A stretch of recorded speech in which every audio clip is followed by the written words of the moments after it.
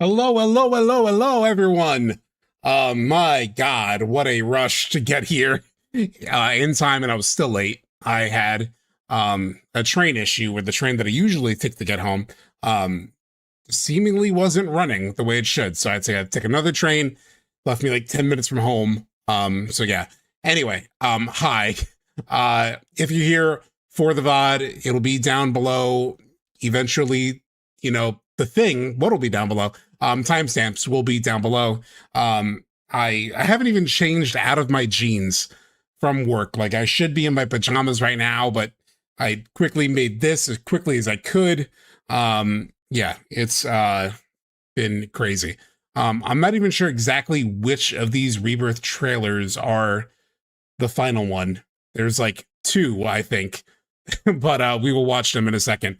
But hi, everybody. Big day. All right, I want to hear in chat excitement levels, okay? Because we have new news. We kind of talked about this on Sunday, that we might get Rebirth Switch 2 news at a Nintendo Direct this week. We said it made sense, right? Because the first game has sold so well. It's doing really well. I actually am curious. Hold on.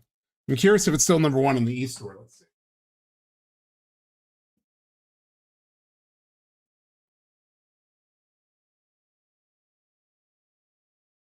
Let's see. Let's check the eShop chat. Let's check the eShop, shall we?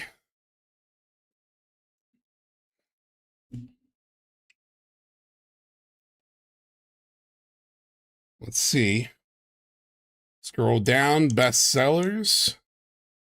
Oh, it got topped. Oh, no, it's new releases, sorry. It did get topped on bestsellers. Okay.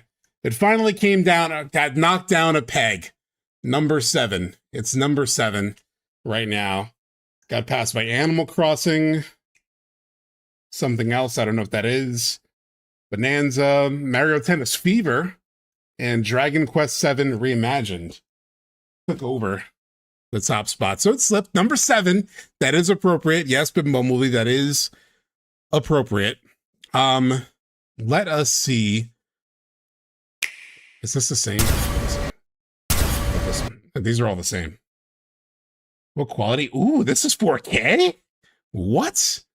Okay, chat. Hold on. Let me flip you over so we can watch this together.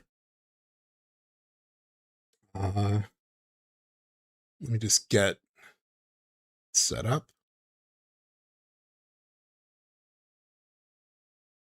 Okay, chat. Let's check this out. I have not seen the Rebirth trailer for Switch yet. I saw like a little bit of Max's reaction this morning, but from what I understand, like, it was like a really low quality version of it.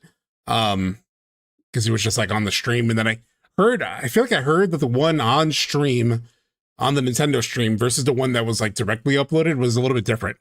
So let's check it out as I munch on my dinner. Sephiroth was in Midgar. We fought him.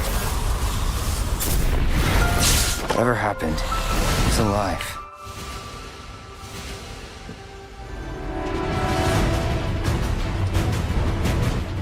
Pretty loud.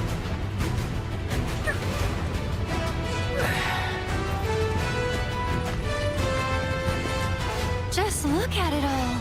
It's so green. You coming? He wants to finish what he started. He wants to reclaim his birthright and rule over the planet with Jenova at his side. Yeah. Farther is saying, I'm not 100% sure the second trailer is running on Switch. Needs to compare with the Xbox version. I am curious because, yes, this is technically Switch 2 and Xbox. And it looks a little too good, almost.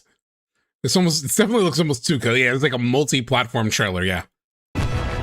There's no button prompts anywhere. Interesting. Cloud, remember when you told Guy an attack back there?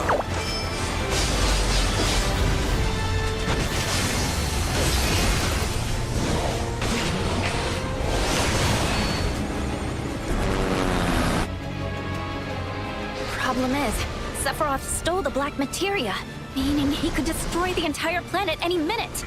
Your day of reckoning is here. Yet, you need not be afraid.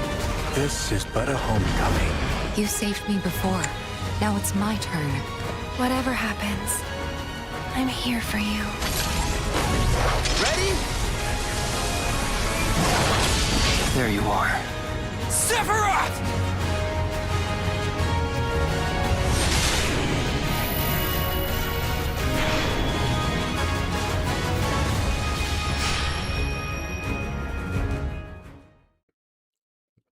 Wow.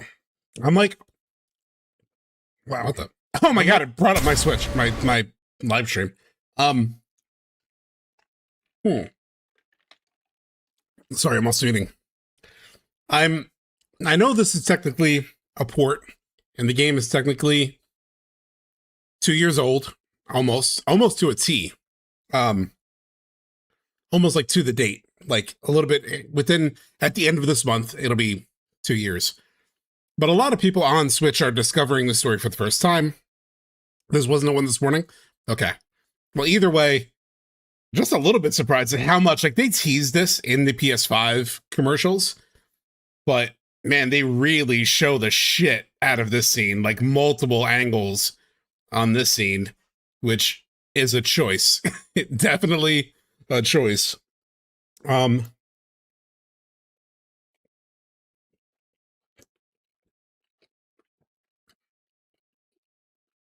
Sorry, meeting.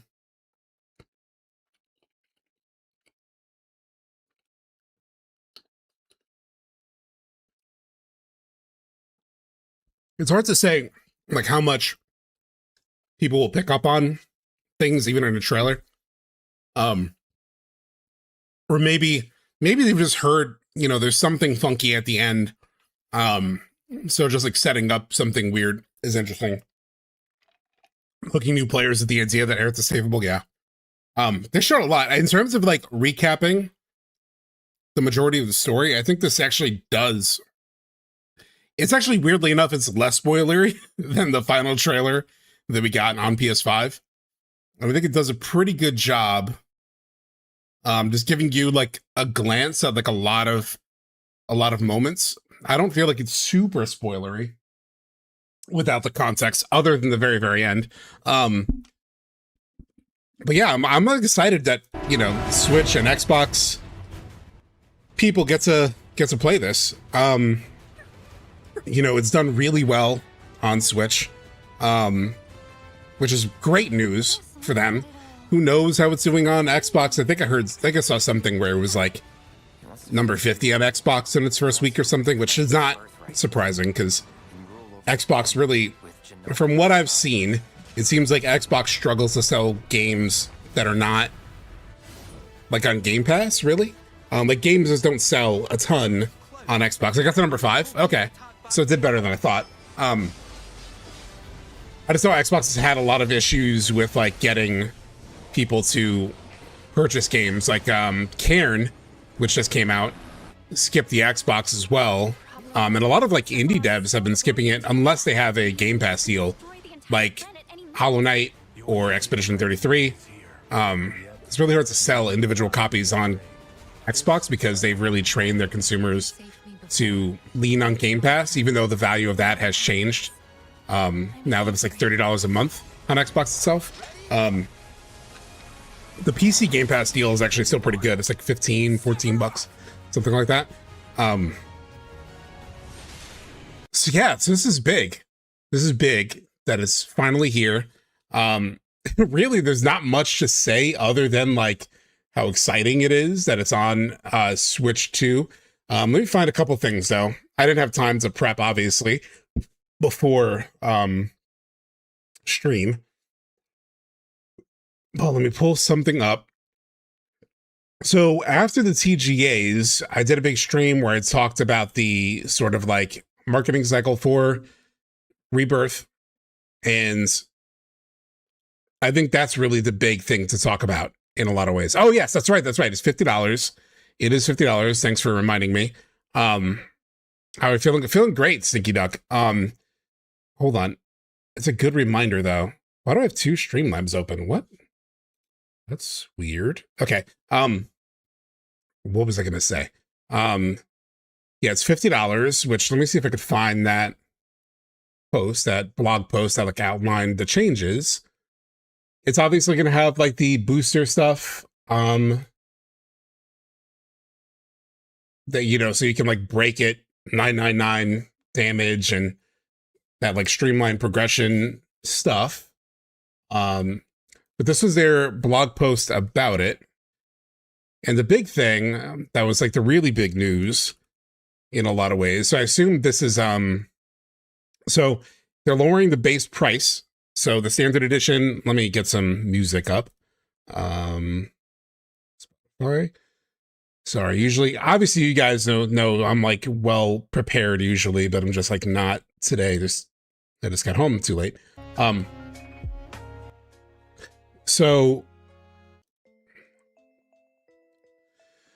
Yeah, so they did a whole bunch of, what the fuck song is this? Secret of Mana. Hold on. That's better. So yeah, so they lowered the price, $49.99 for the standard edition, $70 for the digital deluxe. The twin pack is back, $80. Twin pack deluxe is $100. This will be on every platform, PS5, PC. And this price drop starts February 9th. So you don't have to wait. This is coming immediately to the current editions. And then the Switch version, somebody sent me this. Here we go. You can see the Switch version. This is euros, but 40 euros. I assume it's $40 as well, because it's at 20% off right now on Switch. So this is a big, really good deal for people who are just getting into it. They have so much momentum right now coming off of, actually I can check my Switch. Oh my god. Oh my god. Thank you so much, Stinky Duck, for the $10 super chat. I was thinking about this anecdotally. It always struck me as odd that Sony didn't push Rebirth as much on PSN. The store adds articles, despite Rebirth being highly rated on as PS exclusive. It's really hard for me to recall what it was actually like, because I had pre-ordered it, and you know, I had, you know, that sort of, I was so locked in, so like it wouldn't be advertised really to me. I would imagine. But let's check. Coming soon. Is it top of the coming soon? No, doesn't look like it. No. Let's look. Search. Final Fantasy.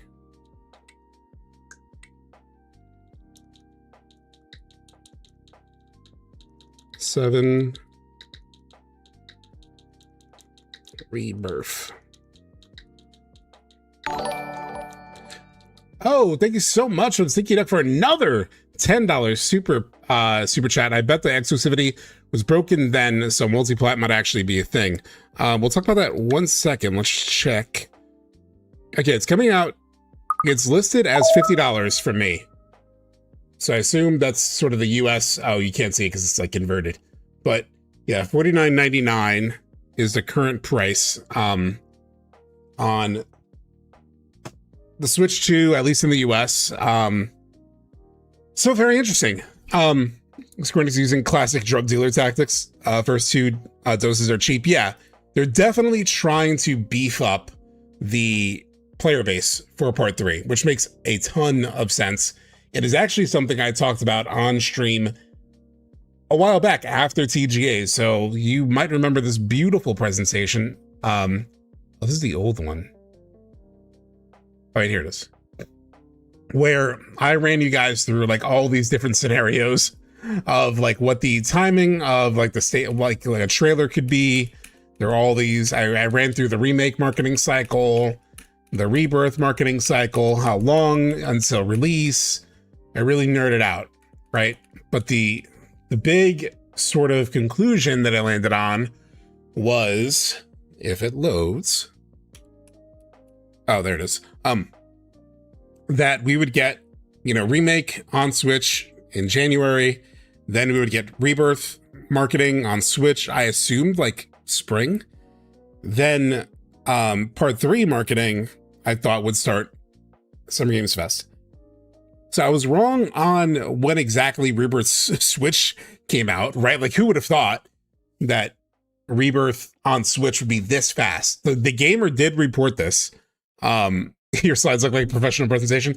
I do that for work in a lot of ways, so that's why. So I have a lot of experience making PowerPoint slides. So I expected Rebirth to be like, springtime, and then make the way for part 3. And I thought Rebirth would come out on Switch around fall.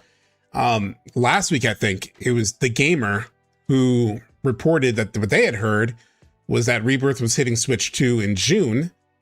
And some people were like, wow, okay. That really, for me, was the thing that made me think, okay, maybe this upcoming State of Play, we might see it. Because if it's coming out that soon, then you would have to start talking about it pretty soon. So that's exactly what happened. That happened today, as you all know. So the big question now becomes, okay, what happens with part 3? There's been a lot of hope from me and other people about part 3 landing at a State of Play next week, a rumored State of Play next week. And I think at this point, logic would say the odds of that happening are probably pretty low, like 25%, because they're building momentum on Switch. If they're going multi-platform, it might be in their best interest in a lot of ways to sort of let the Rebirth thing happen on Switch, let that release, let people have that before you turn on the Switch for multi-platform part 3 advertising, which would make sense then around Summer Games Fest. That's the most logical, rational way to think about what's coming next. That just makes the most sense. Especially, but, chat. Is this the time for logic? Is this the time for logic? How logical is it to announce Switch 2 on Rebirth 2 weeks after Remake comes out on Switch 2? Usually you wouldn't drop a game, then 2 weeks later, the sequel gets announced, even if it's ported. It's a little not logical. Yeah, it's Square. Logic never applies. So, reasonable, rational. Everyone, I want you to do something, okay? I want you to tell yourself, we're not seeing anything until summer. Tell yourself that. Believe it, internalize it. It makes the most sense. It sets you up for the least amount of disappointment. Believe. Summer. Put that in your brain, right there. And now, let's have some fun. So, like I said, doesn't make a lot of logical sense to announce Rebirth on Switch 2 right now, but they already did. So why the rush? Why the rush to do that? Obviously, because they're launching Rebirth on Switch 2 in June. So you have to start the marketing now. Makes sense. But why do you need Rebirth on Switch 2 in June? You need enough time so that people can play the first 2 games leading up to part 3. So then, but it can't be too far from part 3 or too close. So June makes a lot of sense for if they're aiming for early next year. If they're aiming for the anniversary next year for the release of part 3. Which would mean, and if they're aiming for the anniversary, if they're aiming for January 31st, let's just say, then it means that if you start advertising part 3 at Summer Games Fest, you're effectively giving yourself a 6-month marketing window, 7 months at the most. July, August, September, October, November, December, January, 7 months. The shortest marketing cycle that they have had was for Rebirth. That was, I believe, 9 months. 8 months of marketing. So it's possible that they could give themselves like about that much time. But think about how successful Rebirth was, right? Like Rebirth didn't do amazingly well. Remake did a lot better. 11 months of marketing. It had a little more build up. So, you know, if they base it on like past performance, it might be best for them to say something next week. Build up to next January. Give themselves a nice long, like 11-month thing. It would mean that Rebirth and Part 3 advertising would overlap. But here's the other thing. Summer's going to be crazy because a lot of stuff is going to be talked about. GTA is going to suck up a lot of noise. It's going to make a lot of noise. It's going to like take a lot of the attention because apparently, you know, they've said that they are literally going to ramp up marketing for GTA 6 starting in the summer.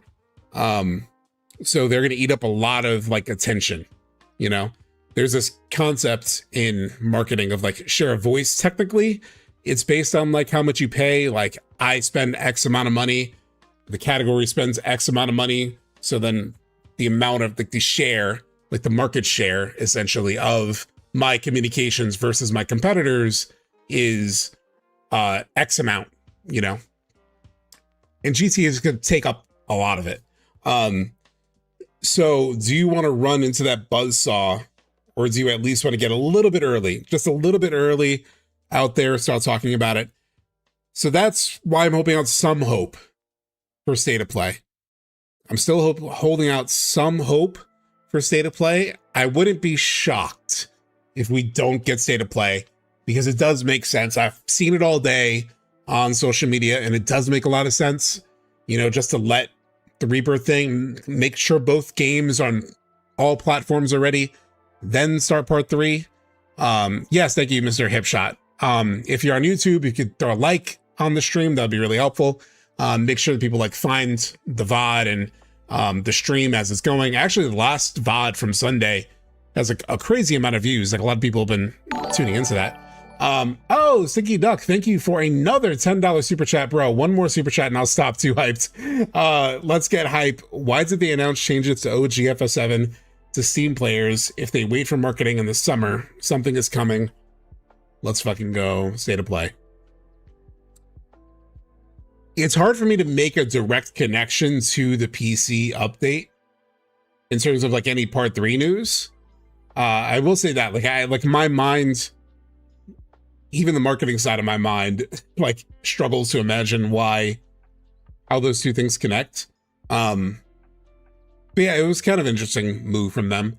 Yeah, again, I don't really know the exact how those two things tie together, but Deftony is on both streams. Thank you so much. So long story short, my copium, I think, if we're being honest, hoping for next week is a little bit of copium, because this thing that I proposed, that I spent hours building as like logic for why summer makes sense, makes even more sense now. But I'm just holding out hope, and if there is a State of Play, we will stream it. In terms of multi-platform, there was a rumor also. We'll play it on Sunday, because obviously we want to like play through the game tonight. But there was a rumor from Nate the Hate, who said that, you know, he thinks it'll be multi-platform day one, which listening to the clip, it sounded a bit like speculation. I think it was Farthers in the Discord, who was like, yeah, from listening to Nate the Hate a lot, like I listen to him a lot, and from, you know, usually him speculating is kind of a soft confirmation, because he doesn't want to like give up a source or betray a source or whatever it is. So maybe he knows that it's going to be multi-platform day one, and he just said it the way that he said it, because he didn't want to sort of like tip things off. Nate the Hate's a lucky guesser. Yeah, I don't really follow him I really don't, other than like the occasional leaks that come in, like this week's. So to me, it sounded like he was guessing, personally. But I'm hopeful that it'll be day one. If it is day one, I feel like it's even more reason to wait to announce part 3, because think about it too. If it's multi-platform day one and you announce at a state of play, then that links you even more to PlayStation, right? So that's another thing working against a state of play. But they've already obviously been building to try to get multi-platform momentum, as I mentioned here. And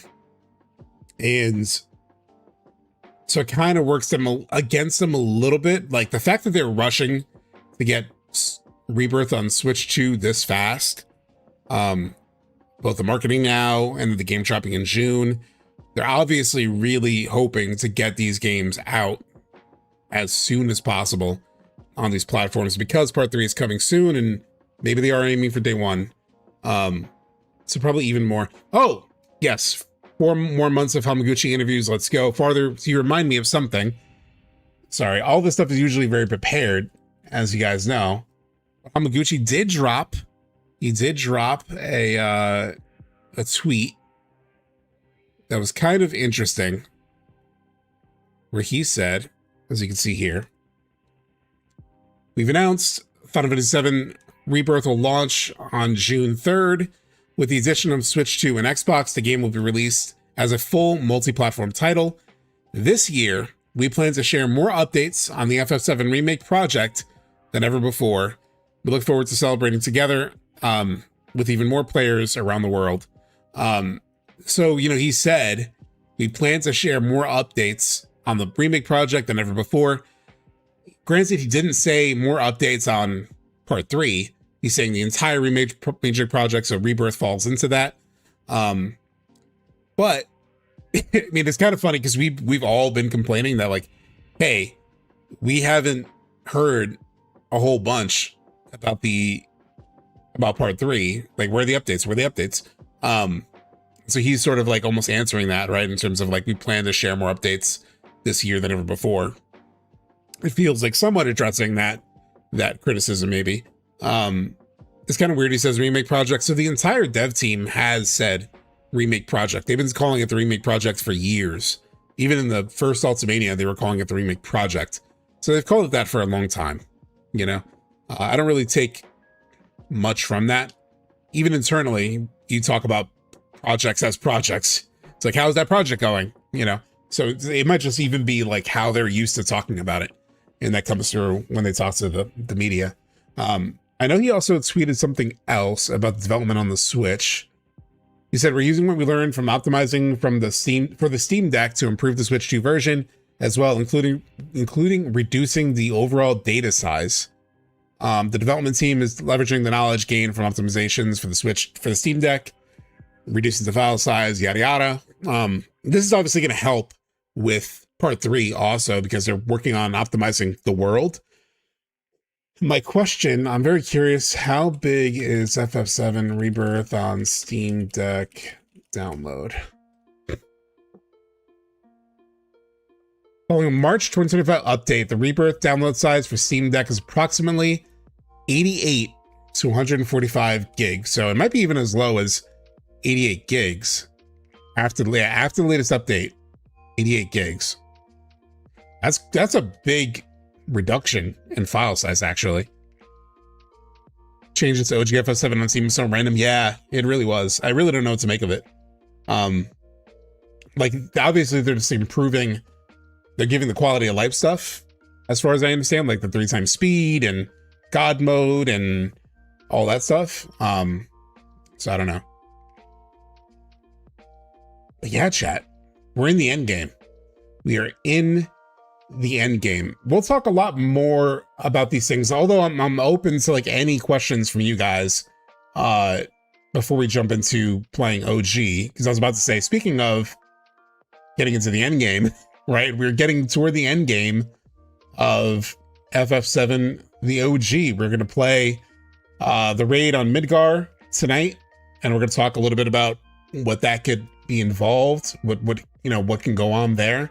And I want the chat, I want you guys building, because like honestly, I haven't had a lot of time to think of it ahead of time, so I have some thoughts. So like any questions about like how Midgar Raid will go? Do you think, hey, subtext, do you think X, Y, and Z will happen? Who do you think will be here? What do you think will be there? Like all that stuff will help me to think about this, because I have not, between work and life, I just haven't had a lot of time to prep for this stream. Though I have some thoughts sort of in the chamber, but yeah. What else is there? We talked about the timing of the potential review. It's been 40 minutes. To me, the last 40 minutes has felt like 20 minutes. Like I've come kind of talking like this because I'm like, oh man, am I giving this enough time? Am I talking about the release stuff enough, like the Switch stuff enough? But now I'm realizing, yeah, I've been on live for 40 minutes. My God, the years of FF7 Part 3 has begun. I've dreamed of this. Yeah, Ravnus. I want an Ever Crisis console port. I don't know if that'll ever happen. Change. Oh yeah, we talked about it. You see the pick of Cloud doing the synergy with Kate Sith on Switch 2 promo, and you see exactly what they shaved off in terms of data. Really? Where is that? Where can I find that, Ravnus? Is that like, what should I Google to find that? Am I still thinking early 2020? Shackman, I'm like starting to think, I'm starting to drink the Kool-Aid. Just a straight up Kool-Aid. Like Rebirth on Switch in June. Obviously, you want to prime the market. You want to set up the Switch 2. It was a Twitter pick. Okay, I'll check it out. So it was on Final Fantasy's Twitter, I assume. So like, oh wait, I think it said the file size right here in the tweet. 102 gigs on Switch 2. Got it. Final Fantasy VII. But yeah, I'm starting to believe the anniversary, which if you have been following this stream since I've been streaming, people have come into chat all the time. Hey, Subtext, when do you think we're going to get it? Do you think we're going to get it? The anniversary? And I'm like, anniversary? That means they've only had like 3 years between the release of Rebirth and Part 3 now. Like 3 years flat? 36 months? No. That's way too fast. It's too fast. You know how much there is in Part 3? No, that's way too fast. I'm starting to believe it. because specifically because of the Rebirth timing for Switch 2, June. So you want to prime the market, you want to get Switch players excited for Part 3, but you don't want them to you don't want to get them excited too soon, It's like if, say, Part 3 was coming out spring of next year, summer of next year, maybe you take a little time on that port, right? Maybe you aim for fall. You got time. There's no rush. But they are rushing. They're getting it June. They're getting it out in June. So that tells me you're building up like a 6 month or so buffer. It's like you don't want it coming out a year before Part 3. You want it relatively close. And it would be almost perfect because it would be January for remake, 6 months.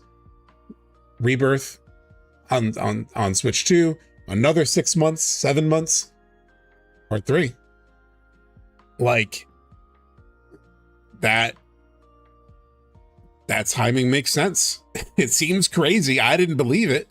I didn't believe they could hit the anniversary, but I'm starting to believe, especially Hamaguchi's saying, yeah, they're working in parallel on all the ports there. He also said, what was the other thing he said? That's basically done, like it's completely playable all the way through. They're just working on polishing. I can't believe it, but I'm starting to believe. I didn't believe it, but I am starting to believe. Oh yes, obviously there's a Magic the Gathering card on the physical edition of Rebirth. It's a Zack Fair card, which is pretty perfect. So yeah, I don't know. Subtext, on the anniversary? What, are you some kind of idiot? Did your brain? Yeah, that's how I was feeling. Just give me enough of a heads up for part 3 square so I can plan my vacation accordingly. Yeah, I'm up to take days. Well, planning my vacation for it will be interesting because I'm hoping I can get a pre-release copy so that I can get ahead of it. I'm super afraid of spoilers. And if I were to get an early copy, I would do a review, obviously. I've already talked about my plans, but in case you haven't heard, if I were to get an early copy, my plan would be to play it all the way through before release, so that I'm not like getting somebody's, because I feel like I would be attacked by people with like, oh, you're wrong, or even like, oh, you're right. Like either way, I'm like prime for like spoilers. Like it's so easy. I could just see people spoiling me out of like maliciousness or like even just out of excitement. So I'm like afraid of like, I'm afraid of that, like genuinely afraid of that. So if I am, you know, grateful, like lucky enough to be able to play it early, I will play it ahead of time. And then it'll be nice too, because then I won't have the anxiety of getting spoiled. I could just watch Max's streams when he plays it. And I'll probably have like a playthrough up on YouTube. I'll start to release that so you guys can see my thoughts on the game. And then obviously I'll eventually do like a big video, like talking about it. But yeah, that's the plan right now. Which means we could be playing it. God, we could be playing it in 11 months, chat. Like regardless of whether I get it early or not, like it's February. January's not that far. You know how fast 2025 felt? 2025 felt so fast. 2025 disappeared in no time. So yeah. Oh. The pick is on Genki's account? Okay, let's see. Genki. Do I go full media blackout? Yeah. Chat, I had so many words muted. So Twitter lets you mute 200 words. That's the limit, is muting 200 words. And I used all 200. I could not mute any more words. I muted every character name, every location. I started seeing like whispers about like chapter 13, chapter 14. I made those. I muted those. I muted everything I could think of. Everything.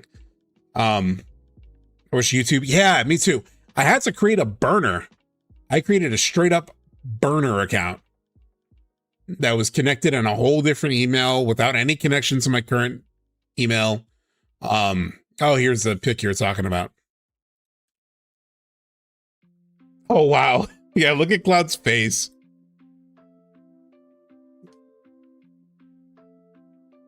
That's a Switch game, all right.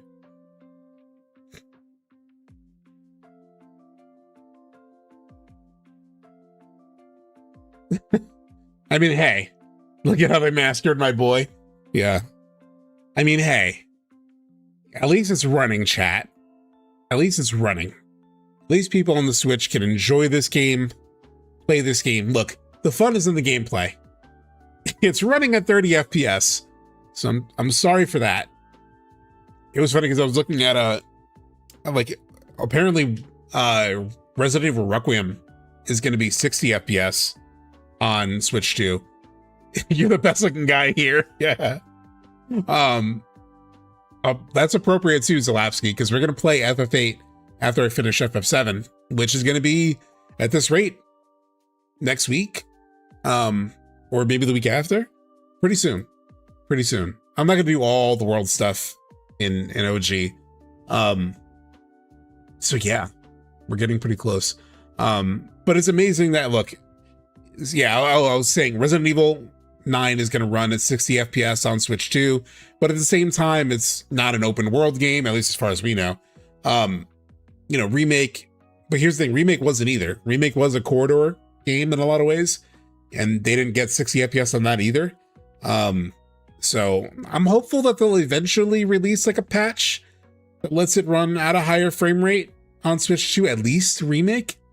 Like I know Xbox has done that a lot with a lot of their games, where a lot of them launch at 60 FPS, like Starfield, and I don't know, there's a bunch of their games have like launched at 30 FPS, but then eventually they get patched at 60 FPS. So like I'm hopeful maybe they can do that. RE Engine's very good too. Yeah. So I don't know. I'm hopeful they can get it running at least, or maybe like a 40 FPS. Like I think there are some Switch 2 games that run 40 FPS. So maybe they get patched at some point, you know? So, yeah. So yeah, that's the news. Exciting. Let's actually try to get this game started.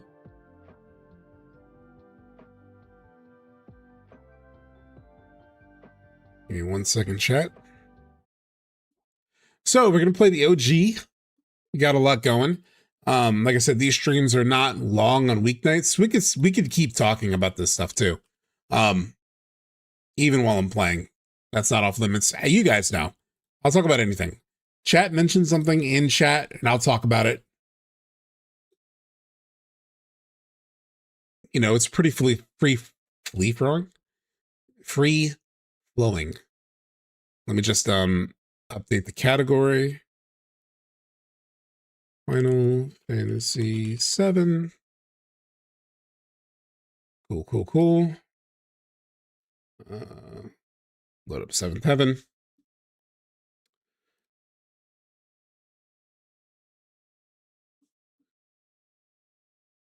Game.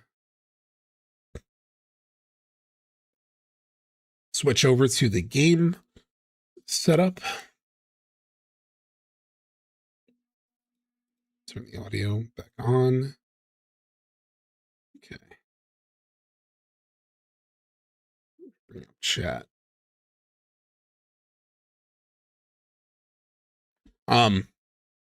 What's better, chopped cheese or an LA taco? Oh, damn. Labib's a he. That's mean. That's a mean question. Shit. Because LA tacos are very good. I'm not gonna lie. I'm a New Yorker, but I cannot lie. An LA taco is delicious. But I got a rep. So, chopped cheese. So, you know, is what it is. Bacon, egg, and cheese kind of clears both. So, there's also that. Like a proper New York bodega bacon, egg, and cheese. Yeah, that clears both of them. What's the Vincent art? It's from the OG. Upgraded to a PS5 Pro just for Part 3 and GT7. I played a decent amount of GT7, believe it or not. Is my audio not running? Hold on, it's not. The problem with Gran Turismo 7 is that it's so involved. Like once you stop playing, I don't even know how to turn the car. Like I don't know how to go around turns anymore. Like it's so precise because it's, you know, a simulator. So it's like so precise that I just probably can't even play that game anymore. At least not well. There we go.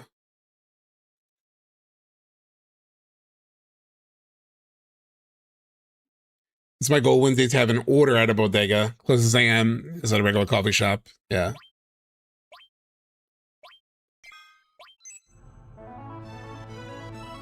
So we are here. How do I feel about pineapple on pizza from Mako? I've never had it. Here's the thing. Okay, here's the thing. For the longest time, I've been like, pineapple on pizza is a sin against God, right? That's not what pizza's supposed to have. I'm a purist when it comes to toppings. There are a lot of like New York places even that'll, you know, they do like buffalo chicken pizza and all that stuff. I'm not, no. Pepperoni, sausage, that's like as far as I go, really. And then there are like the other cuts of the pizza, like grandma slice, good grandma slice, or a Sicilian, very good. But here's the thing. I actually really love pineapples. Like pineapple is like, I will stack on pineapples. I buy like pineapple spears or whatever it's called. And I will just eat pineapple straight up. I really love pineapples. So I would actually probably like pineapple on pizza.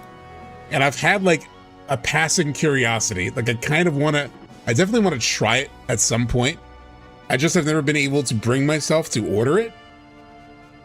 Because it feels, I don't want to then be, sad if I don't like it. But I've been curious. I've been pie curious. As in pineapple.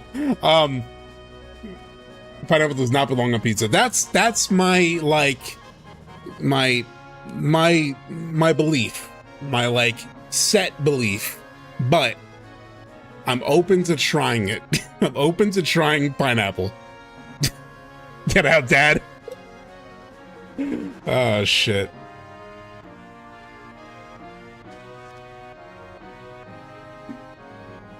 Yeah, I've never tried pineapple on pizza now. I keep it regular, man. I got pepperoni, sausage. Like the closest thing to another topping that I've like outside of the core toppings that I've had like buffalo chicken pizza before, and it is good. Like buffalo chicken pizza is good, but it's also like, why am I having chicken on my pizza? Like it tastes good, but it's like, this is like a different food. I'm just having two different foods put together that don't need to be together, Like it's good, but I just want pizza. All I really want is pizza. You guys are making me want pizza. Buffalo chicken mac and cheese. Now, buffalo chicken mac and cheese, but a buffalo chicken mac and cheese pizza is a little too much. Just too much. Just too much. It's probably the worst non-traditional pizza. Yeah, I mean, I had it in like college. Chicken tikka. Oh, okay. I could try that. I've had like obviously like then there are like the special pieces, right? Like grandma slice, Sicilian slice, amazing. Margarita pizza, I enjoy. Like if it's like made for that, I enjoy that. Like if it's kind of like a known thing, I like it. New York pizzas to go, yeah. I mean, vodka slice, yes, a vodka slice is very good. I really love vodka pizza too. Vodka pepperoni, there's a place that I order from that has like a crazy good vodka pepperoni. Shit, why did I eat dinner? I could be ordering that, but this is good. If I have vodka pepperoni, it's not good for the scale. It's not good for the scale. I want it really bad right now. Just when I thought I was out, they pull me back in. Okay, Tony Soprano. No, sorry. The Godfather. You know who I'm talking about. I'm pretty sure it's Godfather. No, wait, where is that from? Shit. Where is that quote from? Now I can't remember. It was Scarface. Okay, yeah. Al Pacino. Either way, it was Al Pacino. But it's sure, I got a debt to them folks at Midgar. I can't never repay. Everything's good for the scale if you're bulking. I need to not bulk. I need to do the opposite. Have you been to the Criterion Vault? No. Because you're here, Cloud. And so is everyone else. Together we can do anything. Look how far we've come already. Godfather 3, yeah. What could have made Hojo do something like this? Is quiet research no longer enough for him? Hojo, he was the ever unhappy soul. Such a lack of scientific sense, especially compared to Professor Gas, an amateur bungling in the shadow of a genius. Lucrezia wanted to protect Hojo, that's why she chose him. I understand that now, and yet... Yeah, you know we have not done, chat? We haven't done Lucrezia. How far are we from the end? We are about to do the jump into Midgar, with the return to Midgar. So it is something I need to do. I need to do Lucrezia. Is there like any, does doing Lucrezia before Return to Midgar change any dialogue with Vincent? Because I don't think so. In which case, I'll just wait till like after. Better to do her last. I'll save her for after Return to Midgar. Yeah.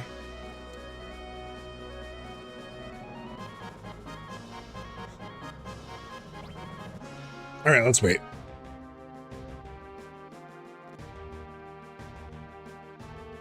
I'll never get tired of this mod.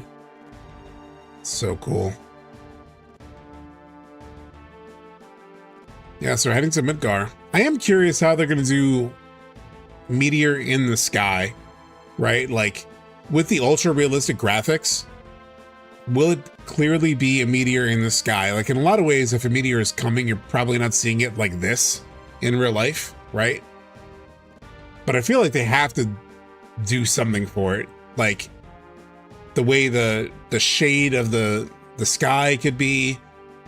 Yeah, where do the rifts come in? There's a lot of things to do with this. I'm very curious how they bring this to life. Hojo could just modded the fuck out of my FF7. It's incredible what these people can do. Yeah, the mods are insane. The mods are really insane. The Majora's Mask Moon mod. Wow, really?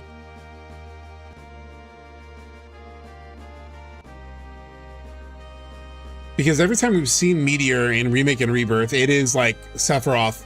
It's like right there. It's like right in the sky, and he just like sucks it up. Like it's on the verge of impacting the planet. The other thing is like the meteor, the physics of the meteor don't really make a lot of logical scientific sense, because usually like a meteor is very fast, and in FF7 it's always like this is like slow moving, you know, thing. It's really not moving very quickly. Even once it breaks the atmosphere, it's magic. Yeah. So it's like, it sort of like slowly descends on like Midgar. It's just very different. It's a special meteor. Yeah. So the way that we see it approaching and all that stuff is probably going to be different than, you know, how it would work in reality.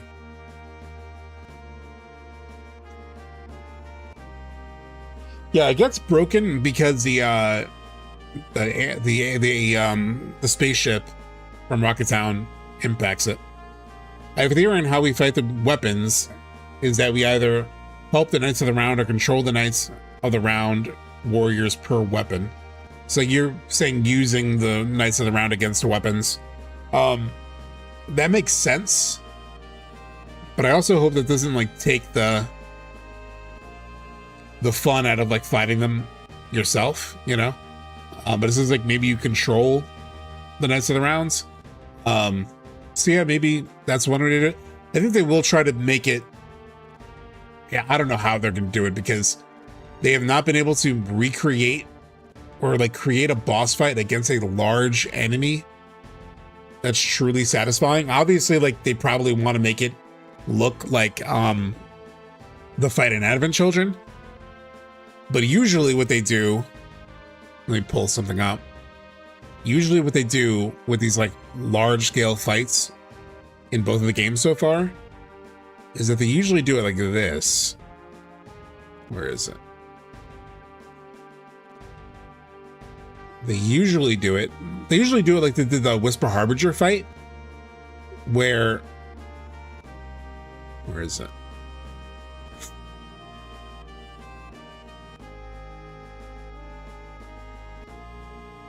They do it like this. Where is it? They'll do it a lot like this. Kind of like Whisper Harbinger, or like this. Where it's like a very large enemy and the party is like on some surface. And then we just fight the big thing. This is usually how they do it so far. The closest they've gotten to, and then the only other thing they've done is like this, where they recreated that Advent Children feeling, like in between cutscenes.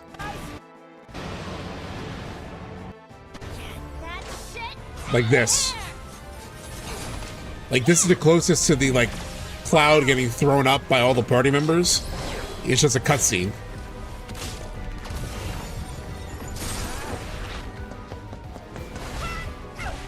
Like this is pretty Advent Children coded in terms of like what the characters are doing and how they're fighting, but it's not controllable.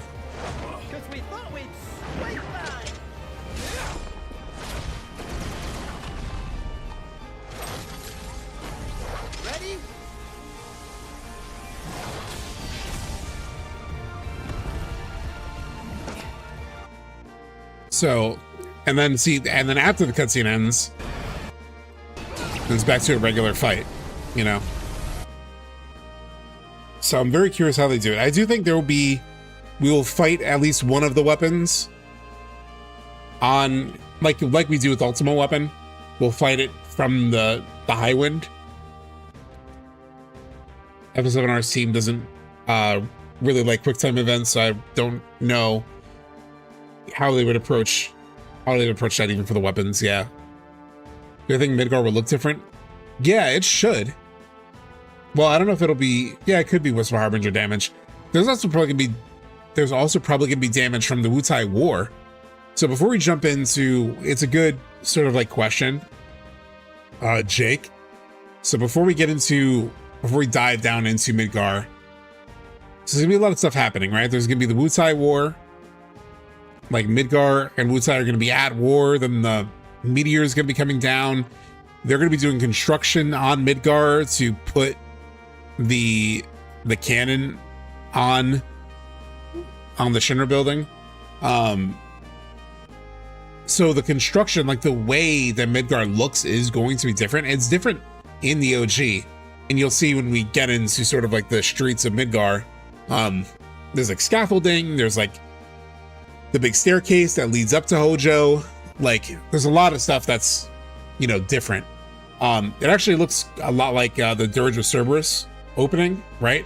Where they recreate Vincent running up and confronting Hojo when he's like up the stairs in Midgar. Mandatory Ultima with the airship, then 1v1 to get Cloud's Ultima weapon. Yeah.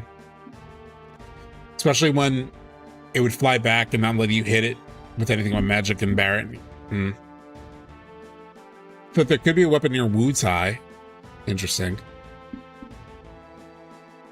I wonder how much of the game will not have Meteor looming overhead.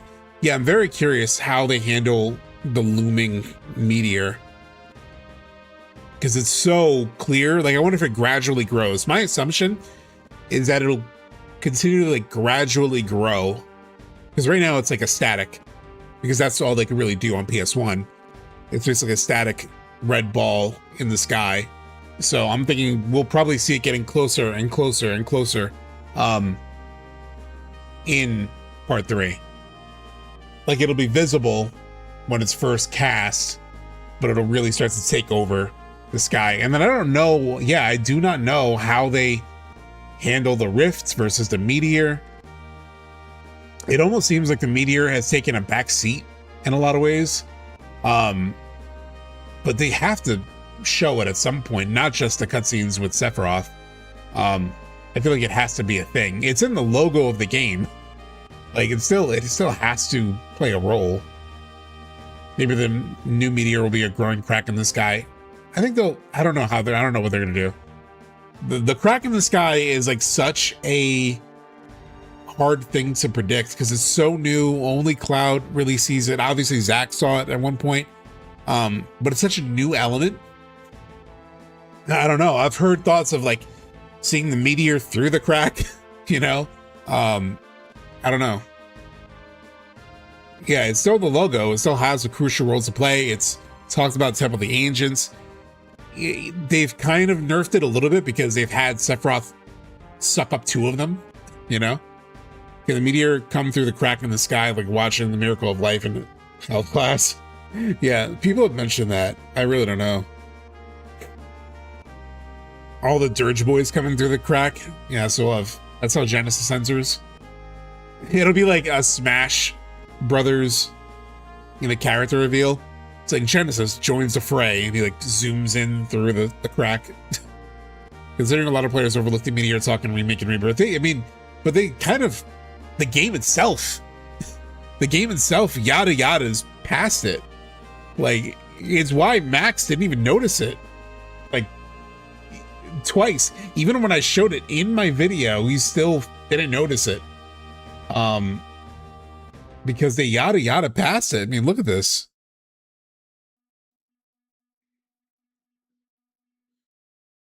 Where is it? Rebirth.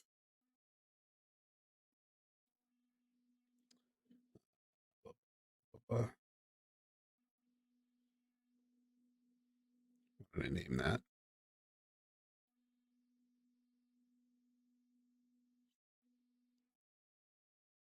Oh, I named it Cetra and the Meteor. There we go.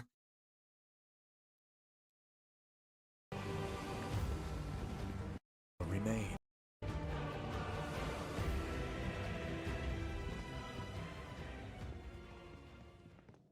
The black materia shall summon the destroyer of worlds. The meteor shall fall, sundering the skies and shattering the earth. All life shall perish. Yet I shall remain. Like, he just interrupts the explanation of like what happens with Meteor, and then we get so sucked up in what Sephiroth says that it distracts from the Meteor, you know? My birthright. My dominion shall reach into infinity. Then he starts talking about infinity It shall and all the worlds, and you're like, what the hell? And history's unwritten. Yeah, I almost feel bad for Meteor. He's got like so much short shrift. What do you think happens to Barret, Tifa, and Red from the beginning of Rebirth? Oh, you mean when they're like taken away? I don't know. It just seems like another world where like, I don't know if like I don't know if we'll revisit those versions of those characters. It just seems like part of a different continuity or like a dream world or whatever. Even in the simulation, the Shinra building just glazed over Meteor. Yeah, kind of. The world dies. Because that world, Johnny, that world that has, you know, the Tifa and Barret and Yuffie and Red 13 getting collected by Shinra. That is the world where Zack eventually goes to the Shinra building to confront Hojo, or to talk to Hojo. And the last thing we see of that Zack is that he charges at the soldiers and they shoot at him, and that's all we know. And then the only Zack that we're continuing to follow, it seems, is the one who was sitting outside of the church deciding what to do. Sephiroth slashes him. He falls into the void. He's in a black pit, like a black void, like a live stream black. Ends up in this like white screen, kind of like a live stream white. So seemingly getting saved by Aerith because the yellow flowers sort of like guide him to the white light. And then he ends up meeting Cloud, and then gets pulled through a bunch of worlds, and then eventually ends up in that church with the meteor falling on him. And then before he gets killed by the meteor, he gets pulled down through a white portal and then wakes up at another church full of flowers. So seemingly he ends up maybe in our current world. But I don't know. He got pulled to some world, and I guess we'll find out exactly what world when we play part 3, or maybe even in a trailer. That reminds me, so Sunday when I stream, my plan is to do the new bingo card. I'm going to do the new bingo card, or ahead of the state of play, we'll talk about, you know, what we might see. We can do like a final name thing if you guys want. Everyone wants to do a name thing. We'll do a final name thing. Everyone, I just want to know the name. Just give me the name, Square. Just, I don't care what it is. Just whatever you guys want. But we'll do like we'll chat about that. I'm most interested in like the bingo card on like what'll be in a trailer. I'm going to, ignore the logic that's telling me 25% likelihood because of everything that we talked about at the start of stream. And I'm gonna assume, I'm gonna hope for a trailer, and we're gonna talk about what we want in that trailer. So, all right, let's get into it.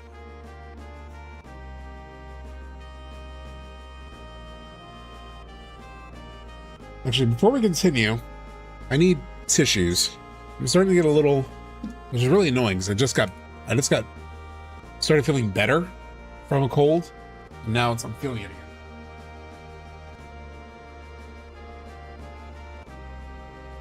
Go ahead.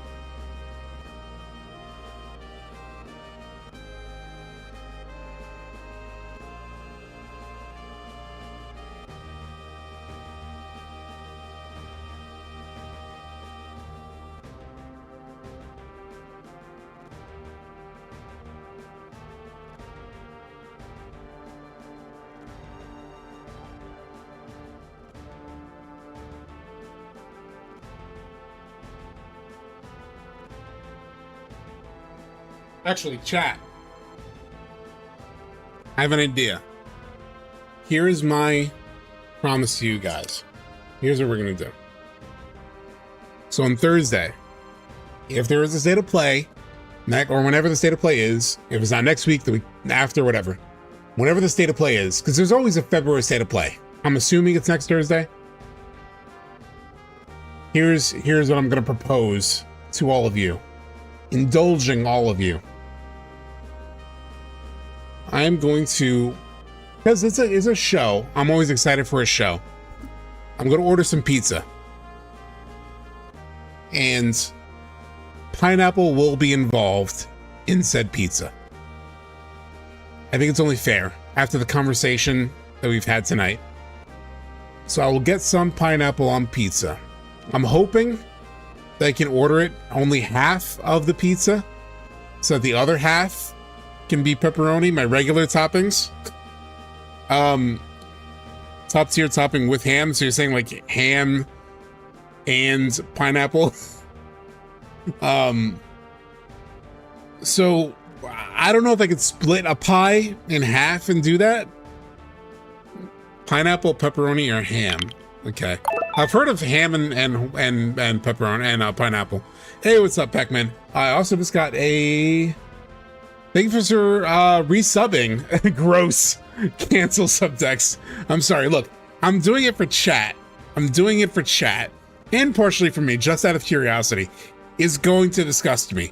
You might watch me vomit on stream.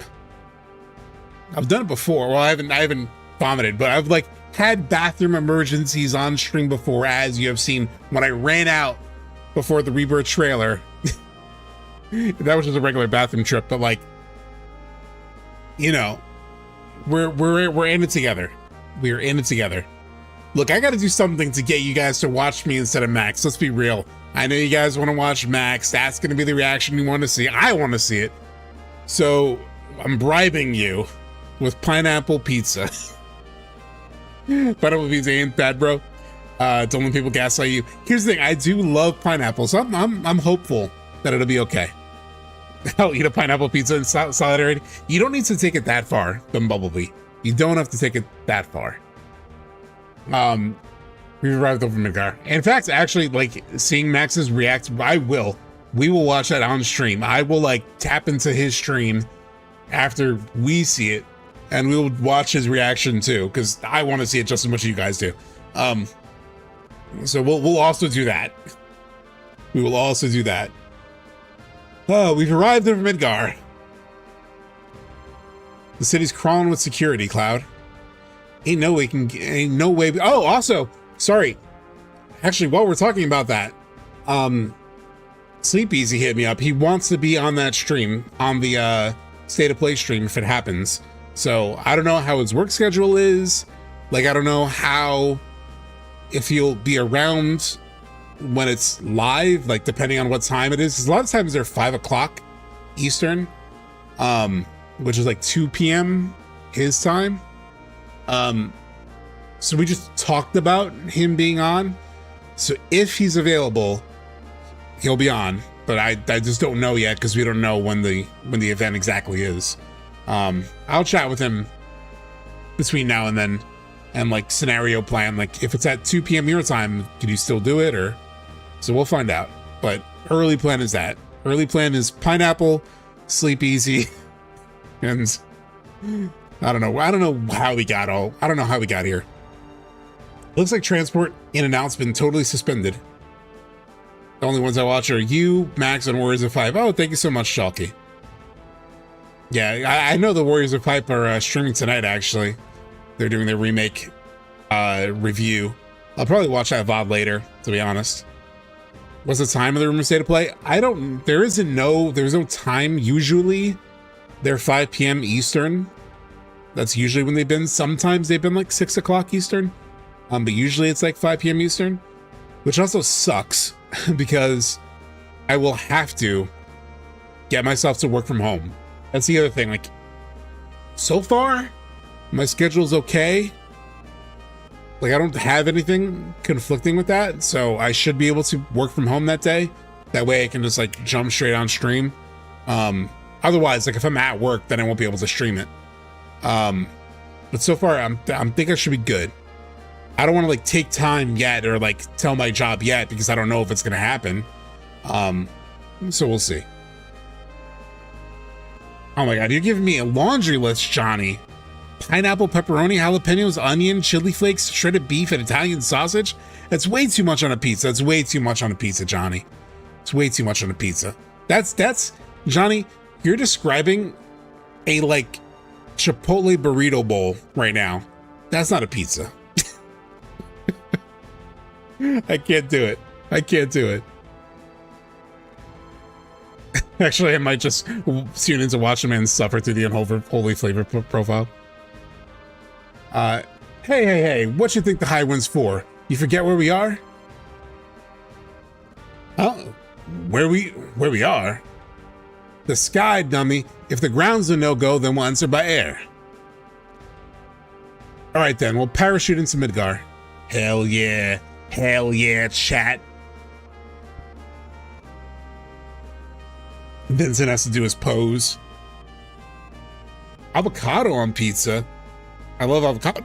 I love avocado in general. Yeah, I forgot about this scene, right? That they actually like run up. Like they just do an entire, that's so cool. That's like perfect for a PS1, right? Like it's like take the control out of a player's hands and just have the characters do stuff and you watch it. It adds the drama to the moment. Which mod is this? So Imister, I think is your name. If you go down to the information, the YouTube, because I know you're watching on YouTube, and if you're on YouTube, please hit the like button. But if you go into the description box, I have a list of all the mods that I have. It's all through the Seventh Heaven mod manager. So you need the Seventh Heaven mod manager. And they have like a search box, and you can just type in all those mods and you can get them. And currently they're listed like in the order that I have them, because like you also have to order the mods, like put the orders that they activate the right way. So you can just follow that. Yeah. I can change party. Let's do it. Might as well. All right, so obviously this is not the way it's going to be in part 3, because all of the party combinations are usually scripted for any kind of story things. I think what's going to happen, and we'll talk about the parties in a bit, but I think what's going to happen is I think you're going to drop into Midgar. There's going to be a lot of chaos happening, and I think they're going to, the parties are going to get mixed up. I think they're going to have like, they're going to split up the parties. I think what makes most sense, I'm going to talk about it now. I think what makes the most sense as like 2 major parties is the Hojo party. And the Hojo party would be Cloud, Red 13, and Vincent. All 3 of these characters have like a history with Hojo. And then I think the other party that makes sense would be the Scarlet Deep Ground party, which would be Yuffie, I guess Tifa has something with Scarlet too, potentially, and then maybe Barrett, because Barrett could also like, well, definitely Yuffie and Barrett, because Barrett can like get some more information about Shinra. He's very anti-Shinra, so he'll get more information about all the crazy shit that they've been up to. So that matters a lot to him. Obviously, Yuffie has a lot going on in Deep Ground with Sonon and Scarlet and Nero. The third is a little bit of a toss-up. It could be Kate. I thought about that on the train, because like Kate could at least learn about or like see all the other shit that Shinra's been up to. That like I don't know how aware he is of like Deep Ground and stuff, because he's Reeve, right? So that would be interesting for him to get some insight. Tifa would have a history with Scarlet from like Gengaga, and then also from Junon. Like when, and if she has a slap fight, she would have history too. Kind of an odd man out is Sid. Like I don't know where Sid fits in. I actually did wonder if like Sid would run into, well, Sid has some beef. So Sid has beef with Palmer, obviously, but Scarlet too, because Scarlet's head of weapons development, and weapons development is like where all the Shinra budget got shifted. Like all the money that used to go to space exploration went to weapons development. So there's also that. So he has that. Sid was a handyman for Shinra. He was involved, yeah. Yuffie, Vincent, Kate. Well, Vincent, you need him in the Hojo party. You need Vincent in the Hojo party, for sure. That's if they split it up.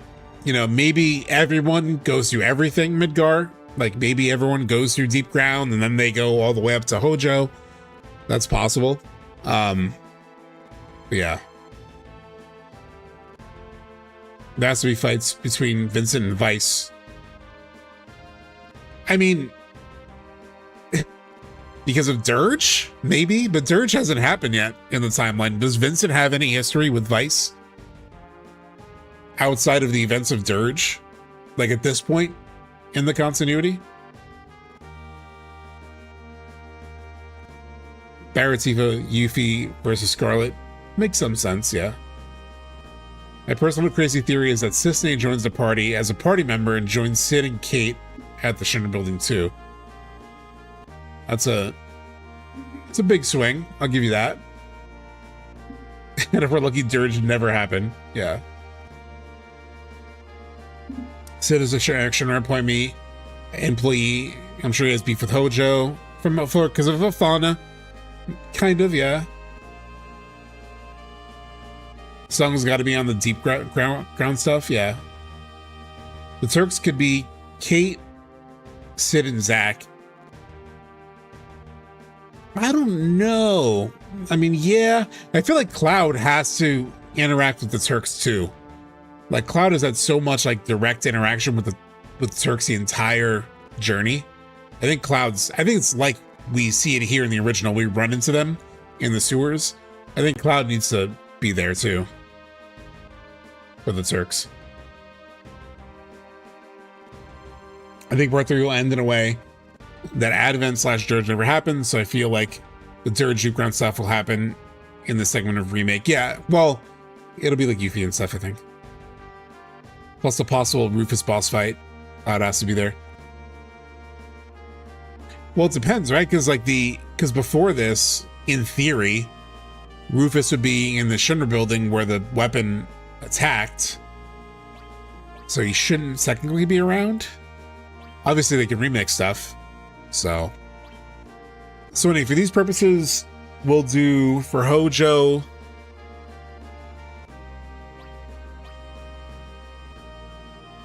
We'll definitely have Vincent.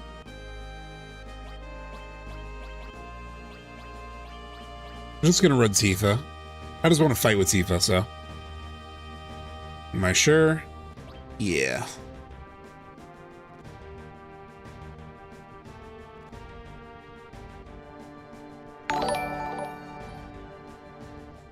Oh my god, John Q Gamer. Thank you for the $10 super chat. I got a prediction for part 3. When they need to get back into Midgar, Cloud will remember how they parachuted down in Sector 7. He thinks of the fist bump with Jesse. He'll say, I have an idea. It's definitely, they can call back to it for sure. That makes a lot of sense. The thing is, he got the parachutes off of like an upper level. Why am I thinking? Why can't I? Upper plate. He got it from like an upper plate side thing.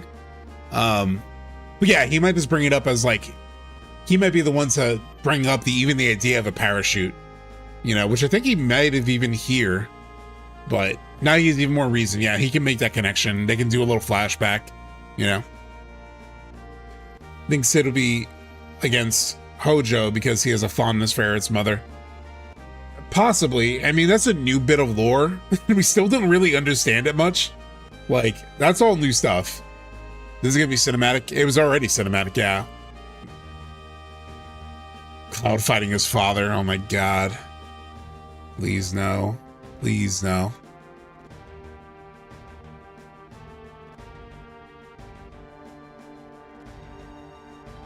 Why isn't it?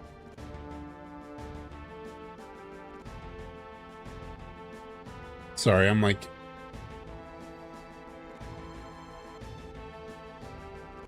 For whatever reason, it's still showing the taskbar and it's like blocking the game a little bit. And it's not supposed to. But I can't get it to go away. Oh well. It's too dangerous. Out in the open. Let's head underground. This way. So yeah, underground. I mean, here he even says let's go underground. Unless that's part of like the mod, I'm not sure. Right behind you. So we can, this is like all the reasons to go down into deep ground.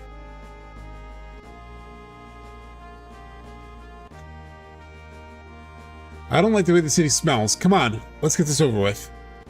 I would like Yuffie to fight Glenn personally, since he basically helped Rufus coup Wutai's government. Yeah, that makes sense. I'm curious how much of Glenn there will be. I wonder how much of Glenn there will be. I would not be so shocked if there's like not a lot of Glenn in part 3. Because like Glenn accomplish what he wanted, which was getting Wutai and Shinra involved with one another, like starting the war. Granted, he's sort of like a de facto leader,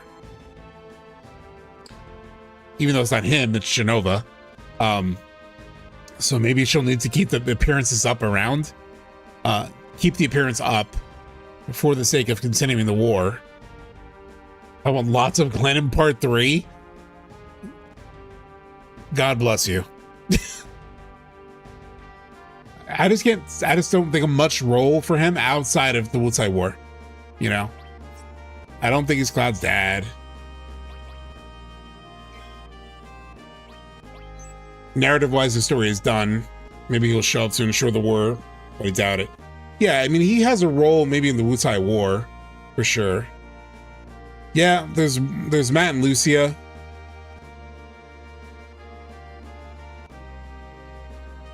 I guess it depends on like Matt and Lucia to some degree. I think Wutai is gonna be very different in Part 3. Oh, for sure. In OG, it was basically a missile side. Yeah. It was like not even a thing. Like literally what Wutai is in the OG is like a tourist location. Like you go there and like there's nothing happening. There's people vacationing, including the Turks. It's very peaceful, very quiet. Don Corneo shows up, kidnaps Yuffie because he's a weirdo.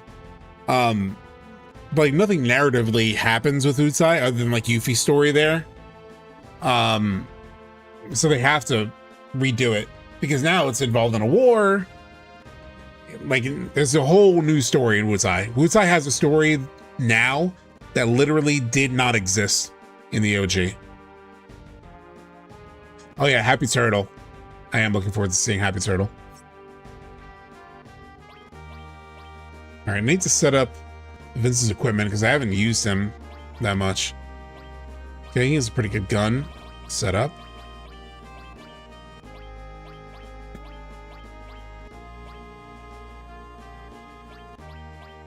Imperial Guard.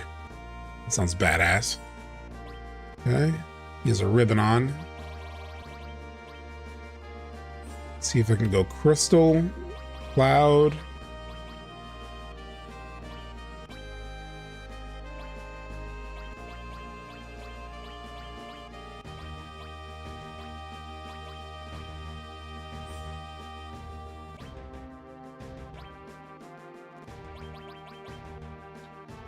They better retcon Advent Children by just giving Cloud and Tifa and the rest of their AC outfits. Oh, yeah.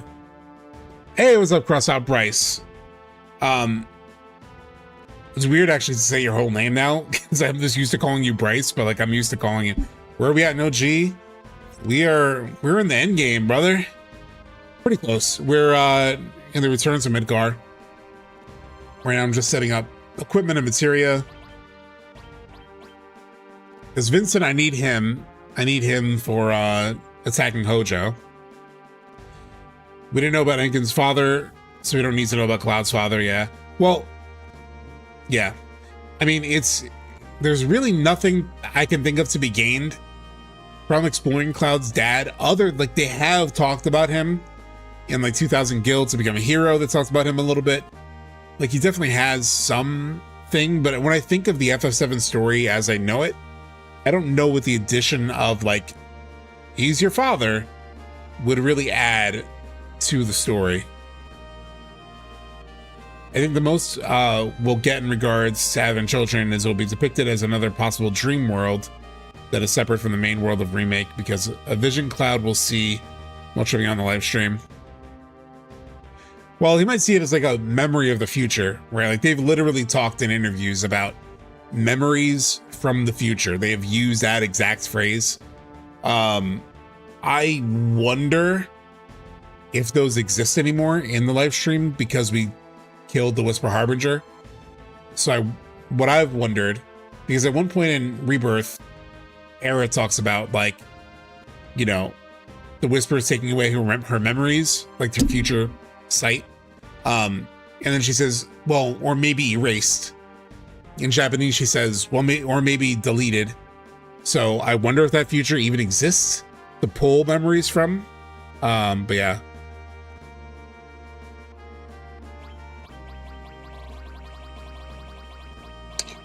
Let's do some shit.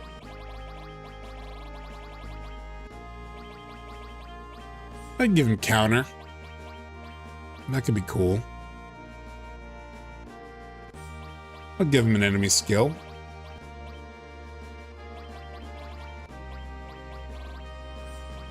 Muhammad. Shit.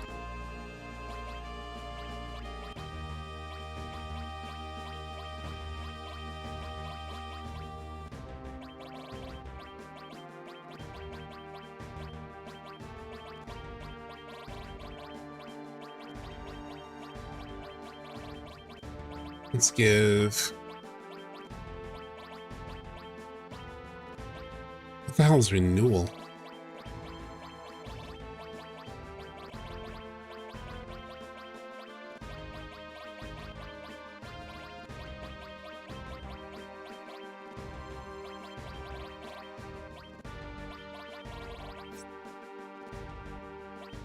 Oh my god, he has like no HP now.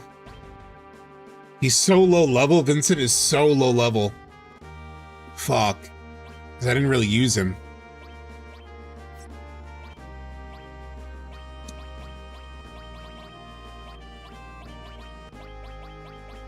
I don't have any HP ups.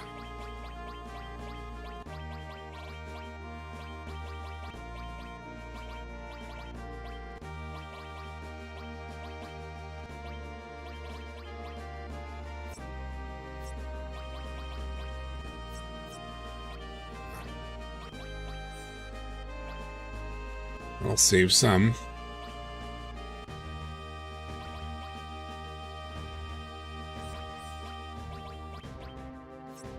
Damn. We'll rock with it. It's fine. It's not that hard of a game.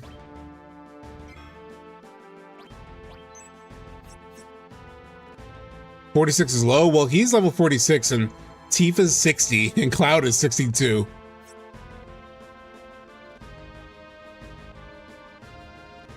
All right, let's make this snappy. I've got a score to settle with Hojo. Damn, I know, I should take you. You can get in through here. Please, we got to hurry to the Mako Cannon. Might sound strange coming from me, but being back in Midgar kind of feels like a homecoming. Well, you know what I'm saying? Yeah.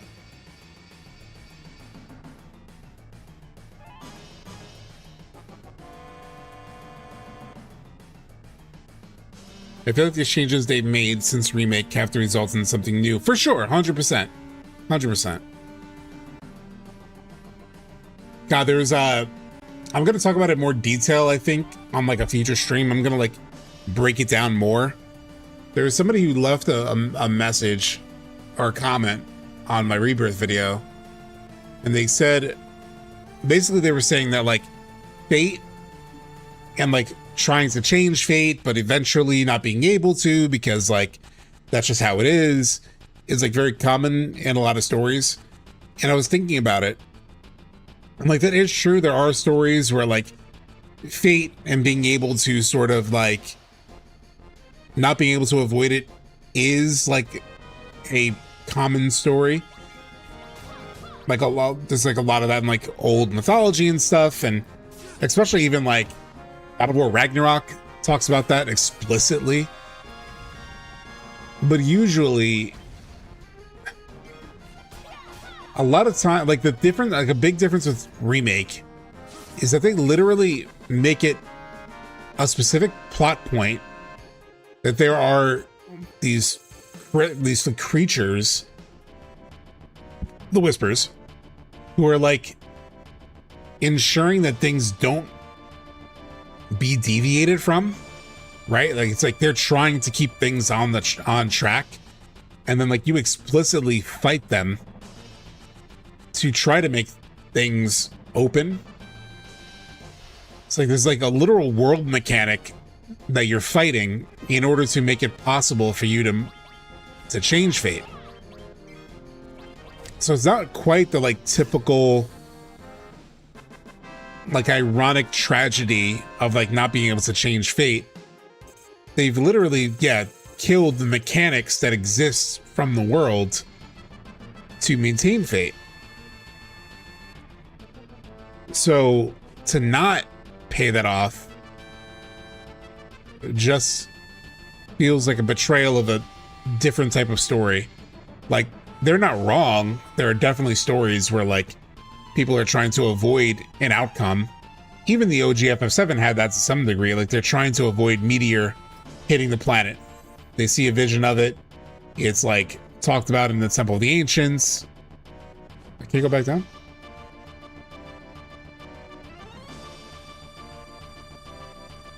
What the hell? I think FF13 deals. I have not played 13. I probably should before. The fact that Zack is alive changes fate itself. Yeah, I think those people though would argue that he's not really alive. Like, he's just back in a alternate dream world, and it's not quite like a real reality, so he's not quite alive.